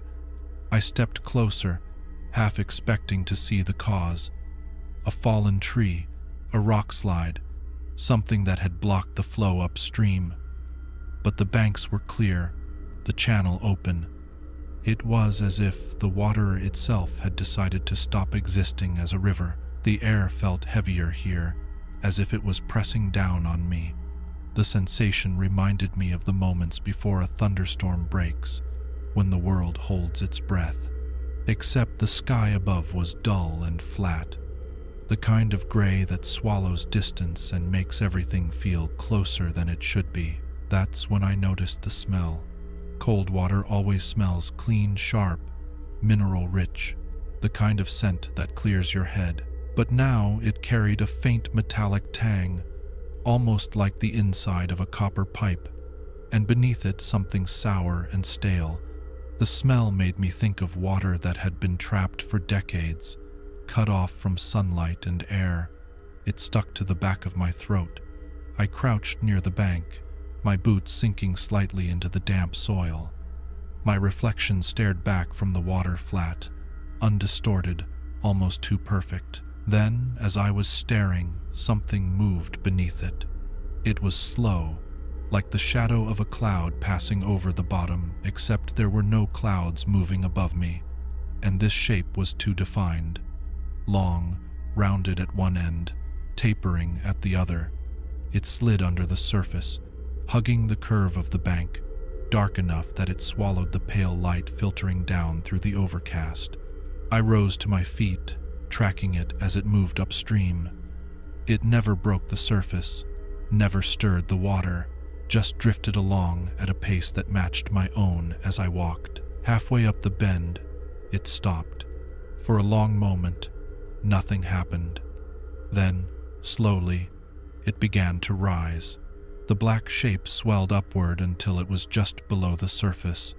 The water domed slightly over it, bulging, but didn't break. It was as though there was an invisible film holding it down, keeping it from breaching. And then, it turned. I can't tell you how I knew, but I could feel it looking at me, not seeing, feeling. The sensation rolled over me like a cold hand pressed flat against my chest. The metallic tang in the air thickened, clogging my sinuses, coating my tongue. I took a single step back. The black shape sank, gliding downward until it was gone. The water smoothed again, flawless. I should have turned around then, but something in me, curiosity, training, or just stubborn stupidity, wouldn't let it go. I kept walking along the bank, my eyes fixed on that perfect, motionless surface. For the next quarter mile, the river stayed silent and still. Every so often, just at the edge of my vision, I'd catch that same dark mass drifting under the water. Sometimes close to my side, sometimes crossing to the far bank, always matching my pace. Finally, I reached a narrow section where the river squeezed between two slabs of rock. In spring, that bottleneck always churned white water loud enough to drown out conversation, but here, now, it was darker than the rest of the river. Not cloudy, not shadowed, just dark, like the bottom had dropped away into something endless. The shape appeared again in that black water, larger now and closer to the surface. I don't know what made me do it, but I crouched down and extended the toe of my boot until it just brushed the water. The moment I made contact, the surface erupted. Something slammed upward from beneath, not enough to drag me in, but with enough force to knock me backward onto the bank. The water closed instantly, leaving no ripple, no splash, no sign that it had moved at all. I scrambled up, my heartbeat pounding in my ears. The shape was gone. The water lay flat and empty once more. I didn't wait around to see if it would come back. I walked the trail out, my boots crunching over last year's leaves, and with each step farther from the river, the forest began to breathe again. First a single bird call in the distance, then the wind threading through the spruce, then the creak of old branches swaying overhead. By the time I reached the trailhead, it was as if the cold water had never gone silent at all. A few days later, I returned with another ranger. The river was alive again, rushing with snowmelt, slapping against the rocks in the shallows. The bottleneck between the slabs was its usual self, foaming and loud. But standing there, I couldn't shake the memory of that perfect stillness. The black shape gliding under the surface, the weight of its attention on me. I don't patrol that section alone anymore. And if you ever come across a river in full thaw that's gone completely silent, don't go near the bank. Don't crouch. Don't touch the water, because I think that thing was waiting for exactly that. My name is Benjamin Greywind. I'm a Cherokee ranger stationed out of the East District of Hiawatha National Forest, and I've learned over the years that some parts of this land don't stay abandoned even if no one's been there for decades. This story is about one of those places. The old Wexler sawmill sits deep in a part of the forest that most hikers don't even know exists. It shut down sometime in the late 50s after an accident took the life of a worker. Officially, it closed for economic reasons, but the locals have always told a different version, whispers about men quitting mid-shift, refusing to go back after dark, claiming they were being watched from the timberline. I never gave much thought to those stories. My job doesn't allow for campfire rumors to dictate my patrols. But one October evening, I found myself headed straight for that place. A storm had rolled through 2 nights before, bringing down trees and scattering debris across some of the less maintained logging roads. My assignment was to check one of the old service trails that skirted the Wexler property and make sure it was still passable for emergency vehicles. The day was overcast, the light flat and cold. The air smelled of wet bark and decaying leaves, autumn's signature in Hiawatha. By the time I reached the turnoff to the old mill road, my boots were damp from the sodden trail, and the woods were quiet in that way that makes you realize just how much noise you usually take for granted. The road itself was barely a road anymore. Roots had pushed through the gravel, weeds growing in the cracks, and in places the forest had already started to reclaim it. The deeper I went, the more the air seemed to thicken, as if the weight of the place was pressing down. By the time I caught my first glimpse of the mill, I'd stopped hearing the normal background chatter of birds and squirrels entirely. It stood just where the map said it would, a long, low building of weathered planks and rusting tin, its roof sagging in the middle. The windows were black, the glass either gone or too filthy to catch the light. The massive blade house still jutted from one side like the jawbone of some long-dead animal. I stepped closer, my boots crunching on damp gravel. That's when I felt it. Someone was watching me. It wasn't a guess or paranoia. It was the same prickling, electric awareness you get when you're certain a pair of eyes are locked on you. I scanned the tree line, my hand brushing the butt of my sidearm, but saw nothing. The air here had a strange stillness, no rustle of wind, no shifting of branches. Even my own breathing seemed too loud. I moved slowly toward the main building, scanning each shadow. The front doors hung crooked on their hinges, one of them sagging low enough to scrape the ground. I nudged it open with my boot, the hinges groaning in protest. Inside, the air was colder. The floor was littered with curled wood shavings and scraps of rotted lumber. Rusting tools lay scattered as if the workers had dropped them mid-shift and never returned. My flashlight beam caught dust motes hanging motionless in the air, undisturbed for God knows how long, and then I heard it, the faintest scuff of movement from somewhere above me. I swept the beam upward, The loft that once stored cut boards ran along the far wall, its railing half rotted away. My light reached the far corner and stopped. There was nothing there. No animal. No person. Just the empty boards and the black mouth of a doorway leading into the storage loft. But the feeling of being watched didn't fade. I circled the mill, checking each room, each collapsed hallway, each doorway gaping into shadow. Every time I thought the feeling might lift, it only grew stronger. Whoever or whatever was watching me wasn't trying to hide. They wanted me to know. By the time I stepped back outside, the light had faded into that blue-gray dusk where details blur and shadows stretch. I made my way toward the tree line to check the service road on the far side of the property. That's when I saw movement. A figure too tall, slipping between the trees about 40 yards away. My first thought was another ranger, but no one else had been assigned to this sector today. I called out. No answer. The figure didn't run, didn't turn to look at me. It just moved slowly, deliberately, from one trunk to the next, always keeping something between us. I took a few steps toward it, the damp leaves muffling my approach. But every time I thought I might get a clear look, it was just gone. Not running, not hiding, just gone. The last of the daylight bled away fast, and soon the forest around the mill was cloaked in darkness. My flashlight's beam cut narrow tunnels through the trees, but beyond that light, the shadows seemed to shift. That's when I saw it again, not in the trees this time, but in one of the mill's upper windows, a silhouette, broad-shouldered, head slightly tilted, as if it was studying me. The glass was so dark I couldn't make out features, but I didn't need to. Every instinct in my body told me those eyes were locked on mine.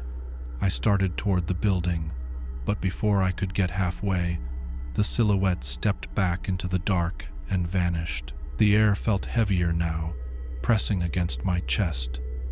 My heartbeat sounded loud in the quiet. Then came the sound. A single, deliberate knock. Not a creak, not the groan of settling wood. A knock. It echoed from inside the mill, deep and hollow, like someone rapping their knuckles against a support beam. I froze. Another knock, and another, 3 in total. The forest seemed to lean in around me, the dark pressing tighter. I backed away toward the trail, keeping my light on the mill until the trees swallowed it completely. When I finally reached the truck, the sound of the knocks was still in my head, repeating in perfect rhythm with my pulse. I haven't been back to Wexler Sawmill since that night. If you ever find yourself in that part of Hiawatha and see the sagging roof of an old mill through the trees, turn around. Don't step closer, and for God's sake, if you hear 3 knocks, don't go looking for the source, because whatever's watching you there has been watching for a long, long time. My name is Aaron Two Rivers. I've been a ranger in Hiawatha National Forest for 15 years, and in that time, I've learned to read the moods of this land. Storm fronts roll in from Lake Superior with no warning. Cold snaps drop in overnight like they were dropped from the sky. I've seen fog swallow entire ridgelines in under an hour, leaving even seasoned woodsmen standing in the dark with no sense of direction. That's just the nature of this place, unpredictable, alive in its own way. But this story, this isn't about weather. It's about something else entirely, something that made the air freeze without a single cloud in the sky. It was late January, the kind of winter where the snow doesn't soften anymore, where each step through the drifts crunches like broken glass. I was deep in the back country with Eli Whitefeather, another ranger I've trusted my life with more than once. We'd been sent to check out a report of illegal trapping along an old logging road near the North Ridge. That road hasn't been used in decades, and in winter, it's just a faint scar under the snow. The drifts were waist-deep in spots, and our snowshoes sank with each step. Every sound carried the soft pop of ice breaking in the branches overhead, the steady rhythm of our boots. The forest was open enough that you could see 50 yards in every direction, the pines spaced just wide enough for pale sunlight to filter through. The sky above us was clear, a brittle winter blue that almost hurt to look at. I pegged the temperature in the mid-20s. Cold, yes, but not dangerous as long as we kept moving. We'd been walking for maybe an hour when I felt it. It started small, subtle, like walking from sunlight into the shadow of a stone wall. The air grew denser, heavier in my lungs. My breath came out thicker, steaming in the stillness. I glanced at Eli and caught the way his eyes were moving slow, deliberate, scanning the tree line. He felt it too. Then, without warning, the temperature dropped. Not gradually, not the kind of slow dip you can shrug off. It plummeted. In less than half a minute, the air went from cold to something that felt hostile, bone-cutting, almost metallic in the back of my throat. My nose burned with every inhale. I could feel my eyelashes stiffening. The sound of our snowshoes against the crust sharpened until each crunch rang through the silence like breaking glass. I pulled off my glove long enough to check the small digital thermometer clipped to my vest. 5 degrees. We'd lost nearly 20 degrees in under a minute. Eli's voice was barely a whisper. Something's wrong. That was when I saw it, frost, creeping across the barrel of my rifle. White filigree crystals blooming over the blued steel, spreading like veins. I could feel the cold through my gloves, deep and aching, as if it wasn't just in the air, as if it was reaching inside me. Then we heard it, a breath. It wasn't the wind. It wasn't a tree groaning under ice. It was slow, wet, heavy, the kind of inhale that feels like it's pulling not just air, but heat out of everything around it. Eli froze mid-step, eyes locked on the tree line ahead. I followed his gaze, but between the pines, the shadows were thick and layered. I couldn't see movement, but my gut knew something was in there, watching. Another breath. This time, it carried a smell. Not the clean, sharp scent of winter air, but something sweet and rotting. Like meat left out in the snow until it turns dark and slick. It slid into my nose and stayed there, heavy, cloying, coating my throat. We stood motionless, rifles up but unmoving, listening to that rhythm. Inhale. Pause. Inhale. The third breath was closer. Too close. Something shifted in the shadows ahead, not like branches moving, but like something leaned forward into the light. For half a heartbeat, I thought I saw antlers, long, jagged, bent at angles that didn't seem possible in bone. But the moment I tried to focus, they were gone. Eli's voice was tight. Back up, slow. We began to retreat, one step at a time, keeping our muzzles on the gap between the trees where the breaths came from. With each step we took, the sound followed, matched to our pace like it was keeping time with us. The air grew colder still. My lungs burned on every inhale, like the air was scraping them raw. I could feel my heartbeat in my fingertips, slower than it should have been, and the edges of my vision felt soft, like my body was preparing to shut down. We'd covered maybe 20 yards when the breathing stopped. The silence that followed was worse. It pressed in around us, thick and absolute. My ears rang in the absence of sound. No wind, no creak of trees, no chickadees chattering in the distance, just nothing. And then, something stepped into view. It wasn't a clear shape, more suggestion than body, but I saw enough. Too tall, too thin, limbs stretched longer than they should be. Its head crowned with antlers that seemed to grow not from bone, but from shadow itself. Its chest rose in a slow, deliberate inhale, and even from 30 yards away, I swear I felt that breath on my face. The smell hit again, stronger this time, rot, cold earth, and underneath it, a faint metallic tang, like blood on snow. Eli didn't speak. He didn't have to. We turned together, moving faster than before. Not running, not yet, but quick enough that my breath came short and ragged. With every step, the air warmed by a fraction. The frost on my rifle began to retreat. The burn in my lungs eased. By the time we reached the ridge and could see the valley beyond, the thermometer read 24 degrees. We didn't talk about it in detail afterward.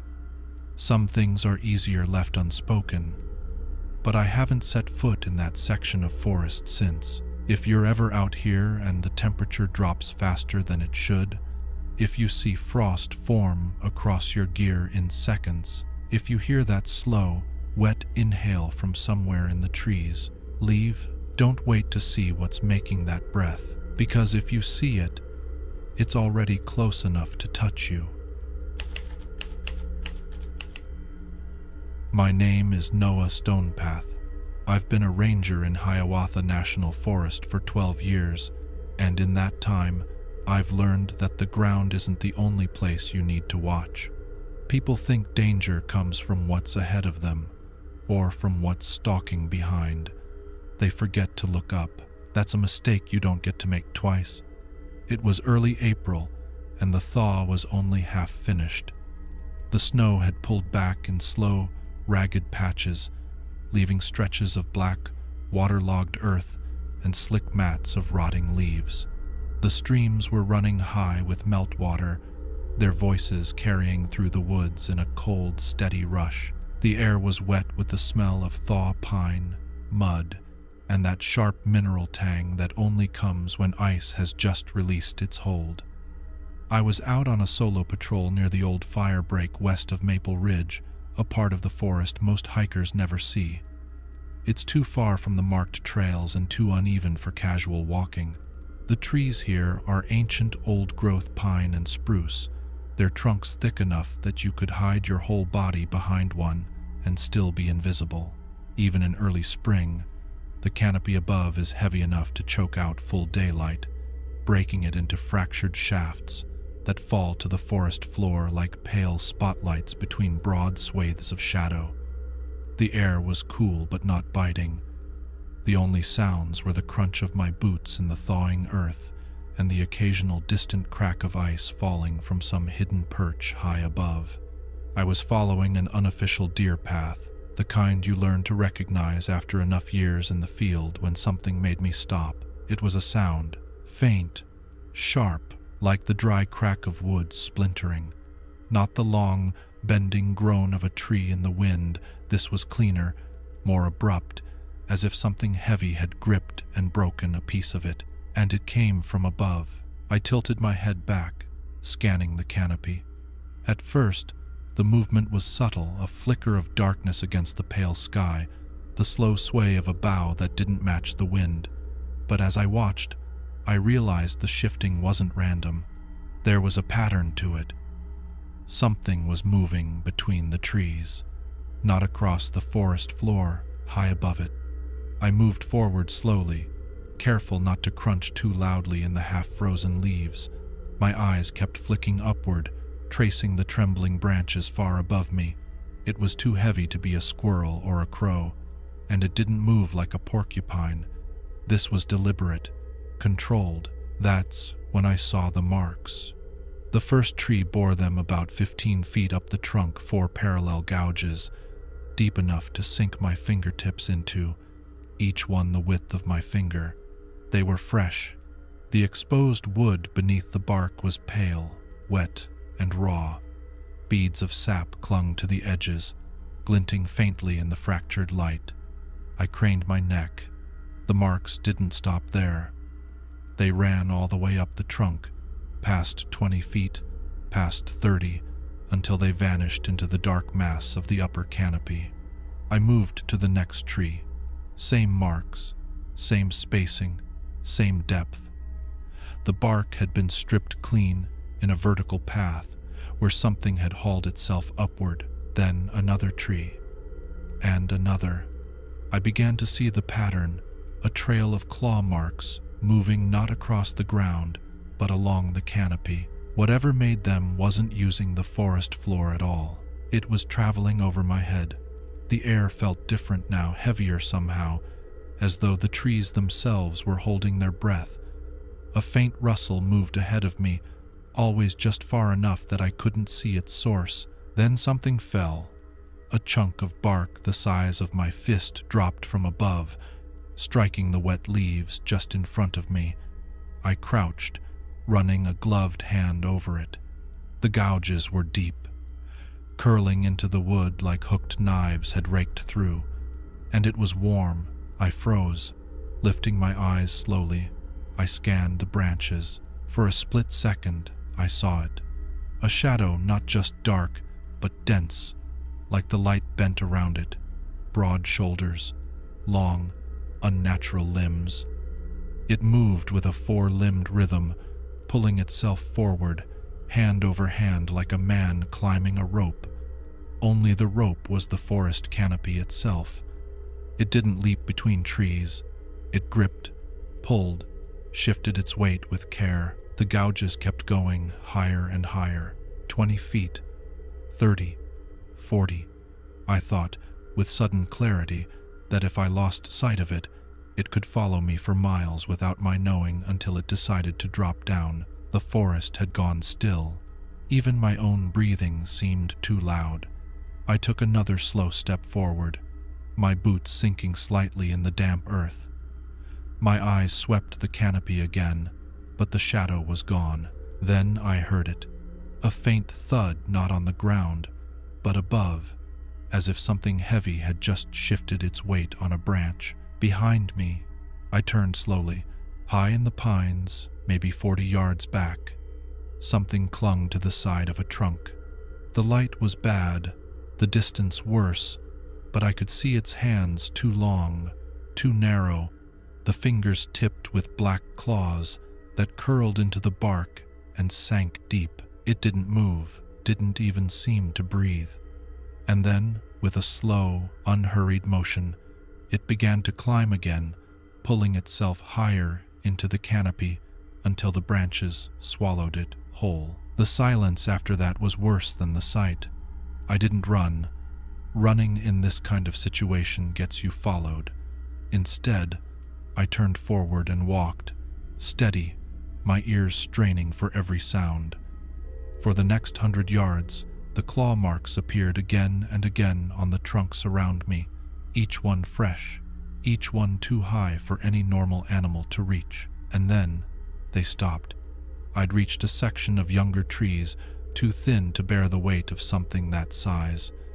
Whatever it was, it had left the canopy, or it had chosen to stay in the thicker growth behind me. I didn't turn around to check. I didn't go back that way.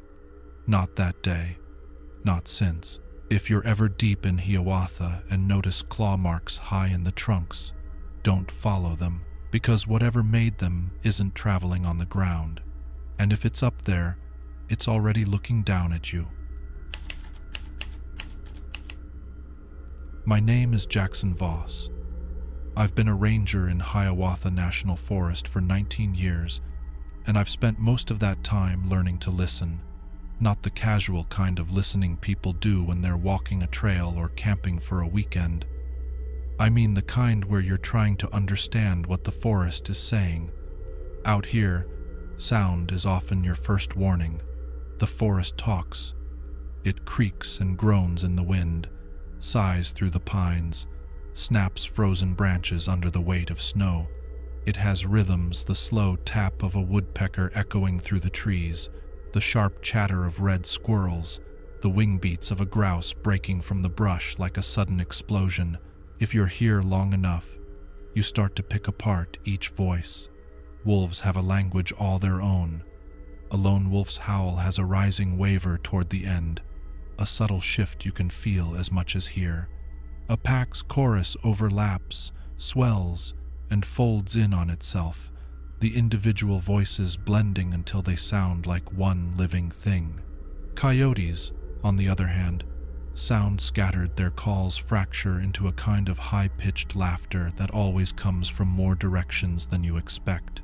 It doesn't take long to realize the forest has its own vocabulary, its own grammar, and like any language, you get better at it the longer you listen.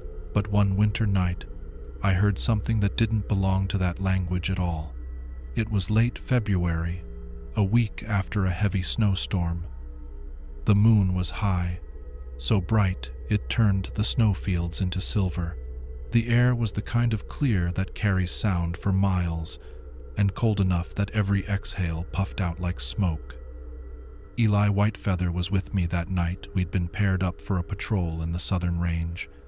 The job was simple: check the backcountry for snowmobilers cutting through restricted wolf territory. It had been happening more often that winter, and the packs didn't like it. We'd left the snowmobiles at the end of an old service road and continued on foot. The trail wound through thick spruce, the branches heavy with frost, each step giving off that sharp, squeaking crunch that only happens when the snow is packed deep and dry. Every so often, a muffled pop came from somewhere far off ice, shifting on the river behind us, or a tree shedding a crust of snow. About an hour into the hike, we reached a small clearing. The moonlight poured straight down into it, pale and cold, outlining the animal tracks that crisscrossed the snow. Eli knelt, brushing away a thin layer of powder. "Wolf," he said, tracing the shape of the paw print with a gloved finger. He pointed to another set, angled slightly off from the first. Two of them, maybe more, moving east. I was scanning the tree line when he looked up at me, a glint in his eye. "We could try to call them in, just to see if they're nearby." It wasn't unusual for Eli. The man had a gift. He could mimic animals better than anyone I've ever met, especially wolves. I'd heard him do it before. Sometimes, they even answered. I gave him a nod. "Go ahead." He stood, planted his boots in the snow, lifted his head, and let out a long, rising howl. It started low, rolled upward, and hung in the air before tapering into silence. The sound carried so far I could almost feel it moving through the cold. We waited. At first, there was only stillness, the kind that makes the forest feel like it's holding its breath. Then, faint and far off to the west, a single howl answered. Eli smiled, nodding. "There they are." He gave another call, this one lower, slower, the kind that says, "Come closer, all's well." We waited again. The answer came, but this time, it was wrong. At first, you could mistake it for a wolf. The pitch was nearly identical, but underneath it was something else, a deep, vibrating undertone that I felt in my boots before I even realized I was hearing it. It made the snow seem to hum beneath my feet, and instead of tapering off naturally, the sound just stopped. Not faded, stopped, like someone hit a switch. Eli's smile faded. His brows drew tight. "That wasn't them," he said quietly. He cupped his hands and called again, but sharper this time, a challenge, not an invitation. The reply came instantly. Same pitch, same rhythm, the exact howl he'd just given, down to every note.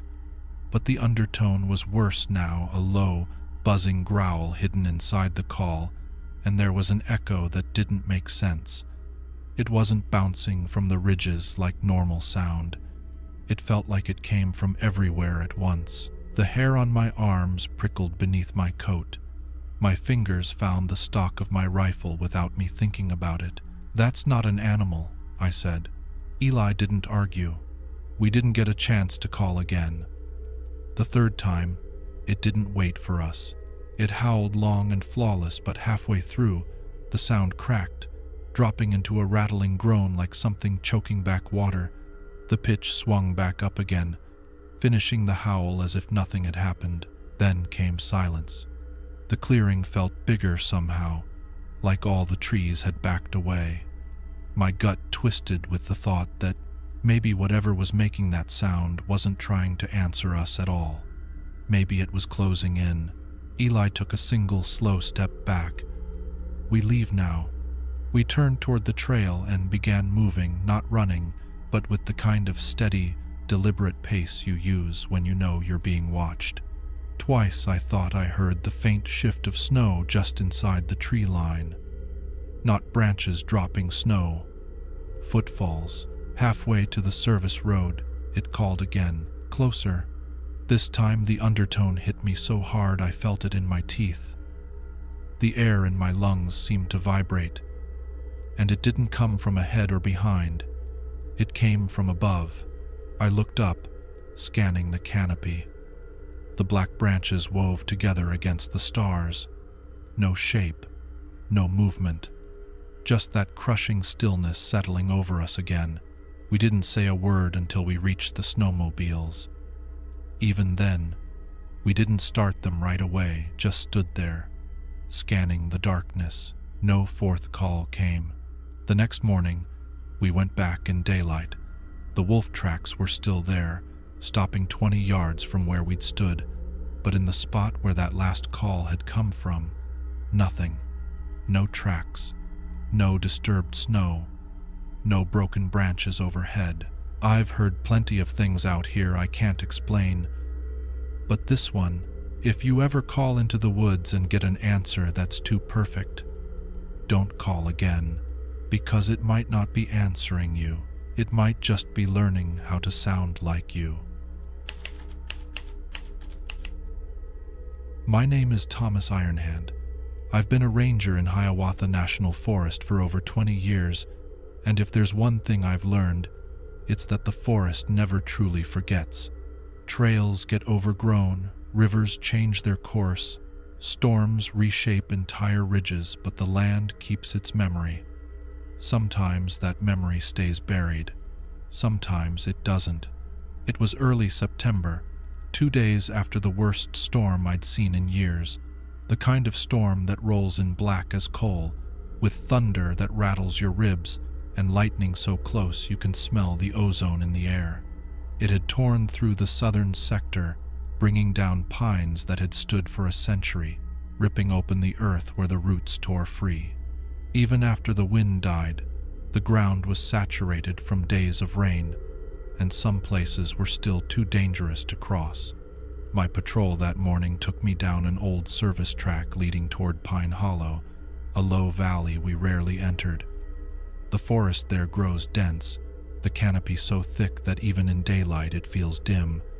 It's quiet country, no trails, no campsites, and most rangers know to leave it alone, unless there's a good reason. The reason found me halfway in. The track narrowed until I was picking my way between downed trees. That's when I saw it, a section of earth, 20 feet across, torn open where a massive oak had gone down. The root ball had lifted a wall of dirt taller than me, and in the side of it, the storm had exposed something that froze me in place. Bones. Not animal bones, these were human. Yellowed with age, packed in the earth like they'd been laid there on purpose. Some still had fragments of beadwork and rotted leather clinging to them. Others were bare, the soil washed clean around them. There was no mistaking it. The storm had unearthed a burial ground. I took off my hat and stood there a moment. My grandfather used to talk about places like this, old graves deep in the forest that were never marked on any map. They belonged to people who lived and died here long before the land was sectioned and sold. Disturbing them was bad luck, worse than bad luck, he'd say. I made a note of the coordinates and turned to head back, planning to mark it for preservation and notify the tribal council. But before I'd gone 10 steps, I noticed something else. Tracks. Not boot prints, not paw prints. Bare feet. The impressions were long and narrow, the toes splayed, the heels deep in the wet earth. They started right at the edge of the exposed grave and led off into the trees. I followed them without thinking, my boots sinking into the mud.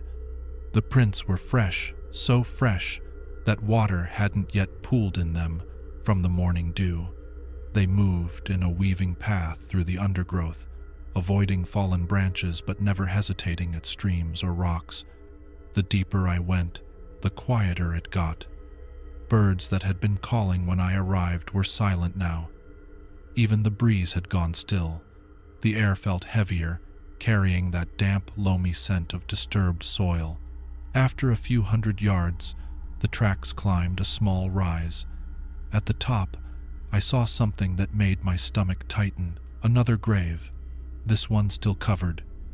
But the earth was fresh, as if it had been dug recently, and beside it, a figure. It stood half in shadow, half in the gray light filtering through the canopy.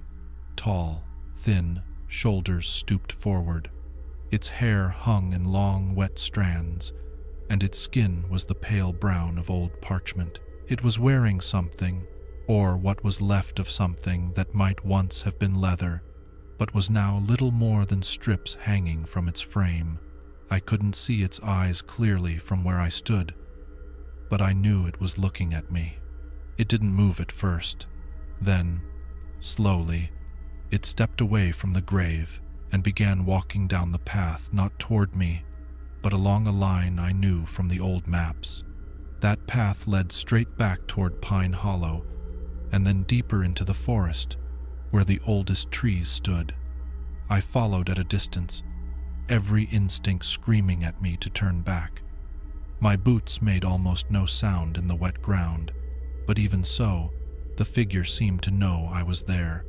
Every so often it would pause, tilt its head slightly, and then keep going. We walked like that for maybe 10 minutes before it stopped again, this time in a small clearing I recognized. It was another burial ground. But this one, the graves weren't intact anymore. Mounds of earth had been split open, bones scattered like storm debris. Some graves looked as though they'd been dug up from within. The figure moved among them, stopping at certain spots, kneeling for a moment, then rising again. I watched it place its hand on the earth of one mound and hold it there for a long time. Then it looked up at me. I don't remember deciding to back away, but suddenly I was moving, careful not to break into a run.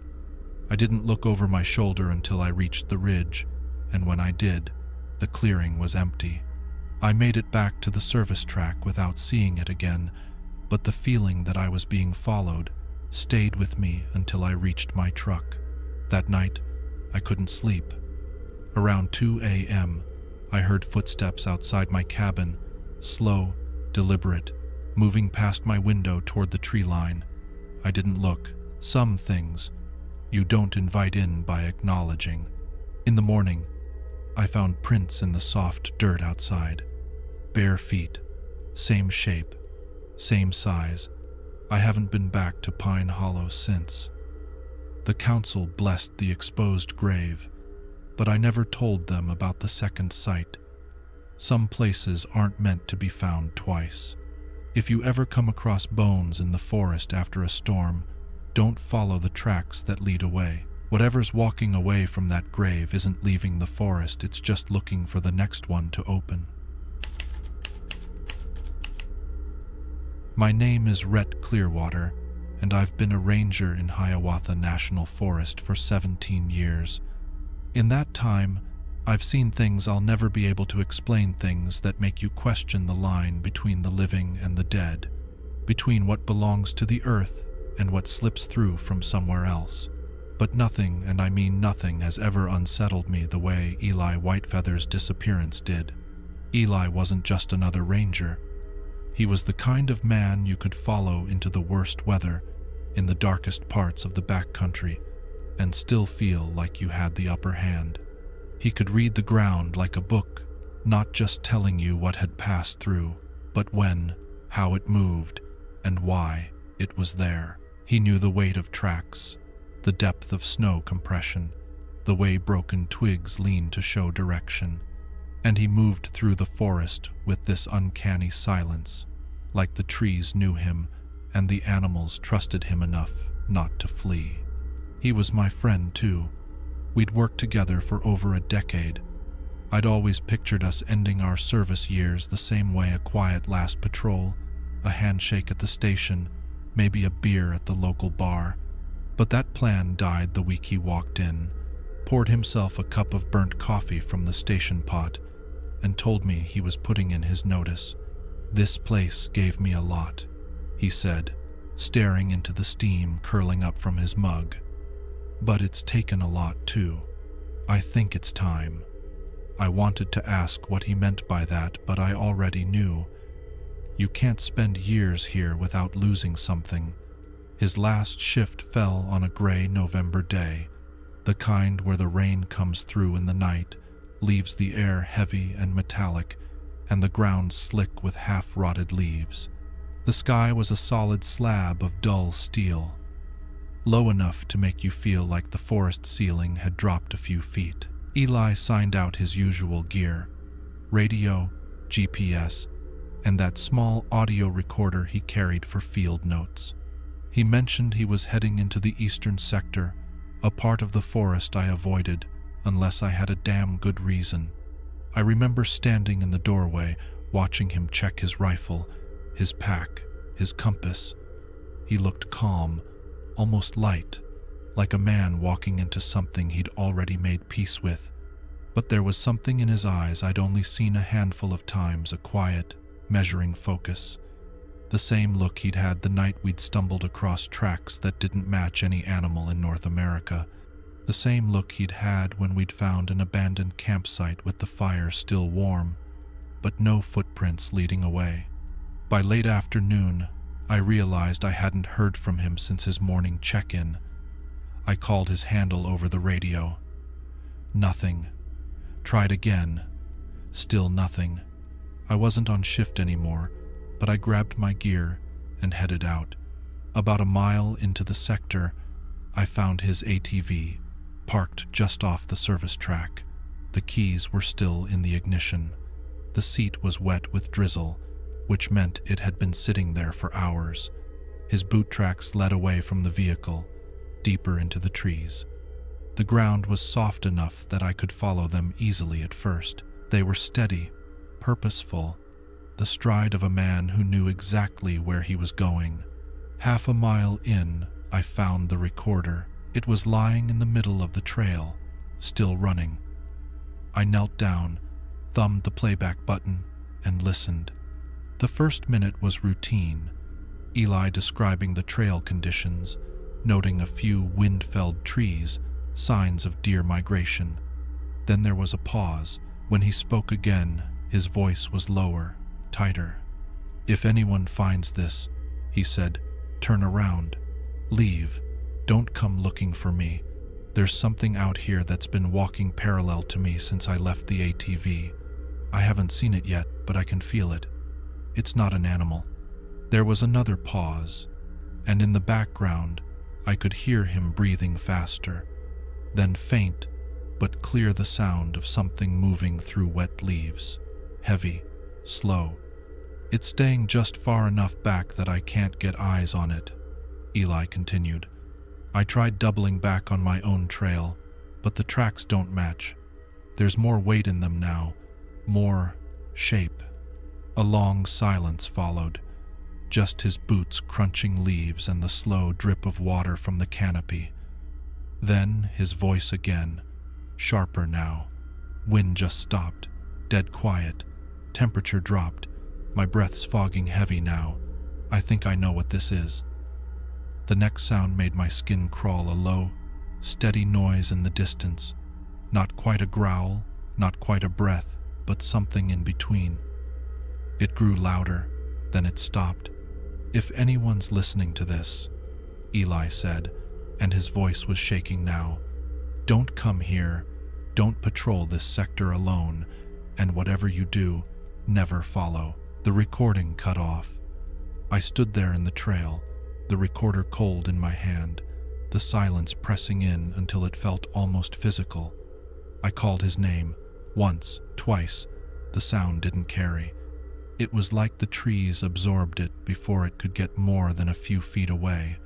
I searched until dark, sweeping out in widening circles from where I'd found the recorder. At one point, his boot tracks just stopped. No sign of a struggle, no slide marks in the mud. Just nothing. A bare patch of earth, slick with rain, as if something had been standing there long enough to change the way the ground settled. He never came back. The search effort lasted a week. Dozens of rangers, dogs, even a helicopter. When the sky finally cleared, we found nothing. No gear, no body, no trace of him except for that recorder and his ATV. The official report says presumed lost due to environmental exposure. That's the version we give the public. But I've listened to that recording 100 times since, and I know better. Hiawatha has places that don't give you back once you step inside them. Places that aren't meant to be mapped. Eli found one of those places on his last patrol. If you're smart, you'll take his advice whatever came after that. Never follow. You don't need to hear it. You need to turn around before you get the chance, because some trails don't end, they just swallow you whole.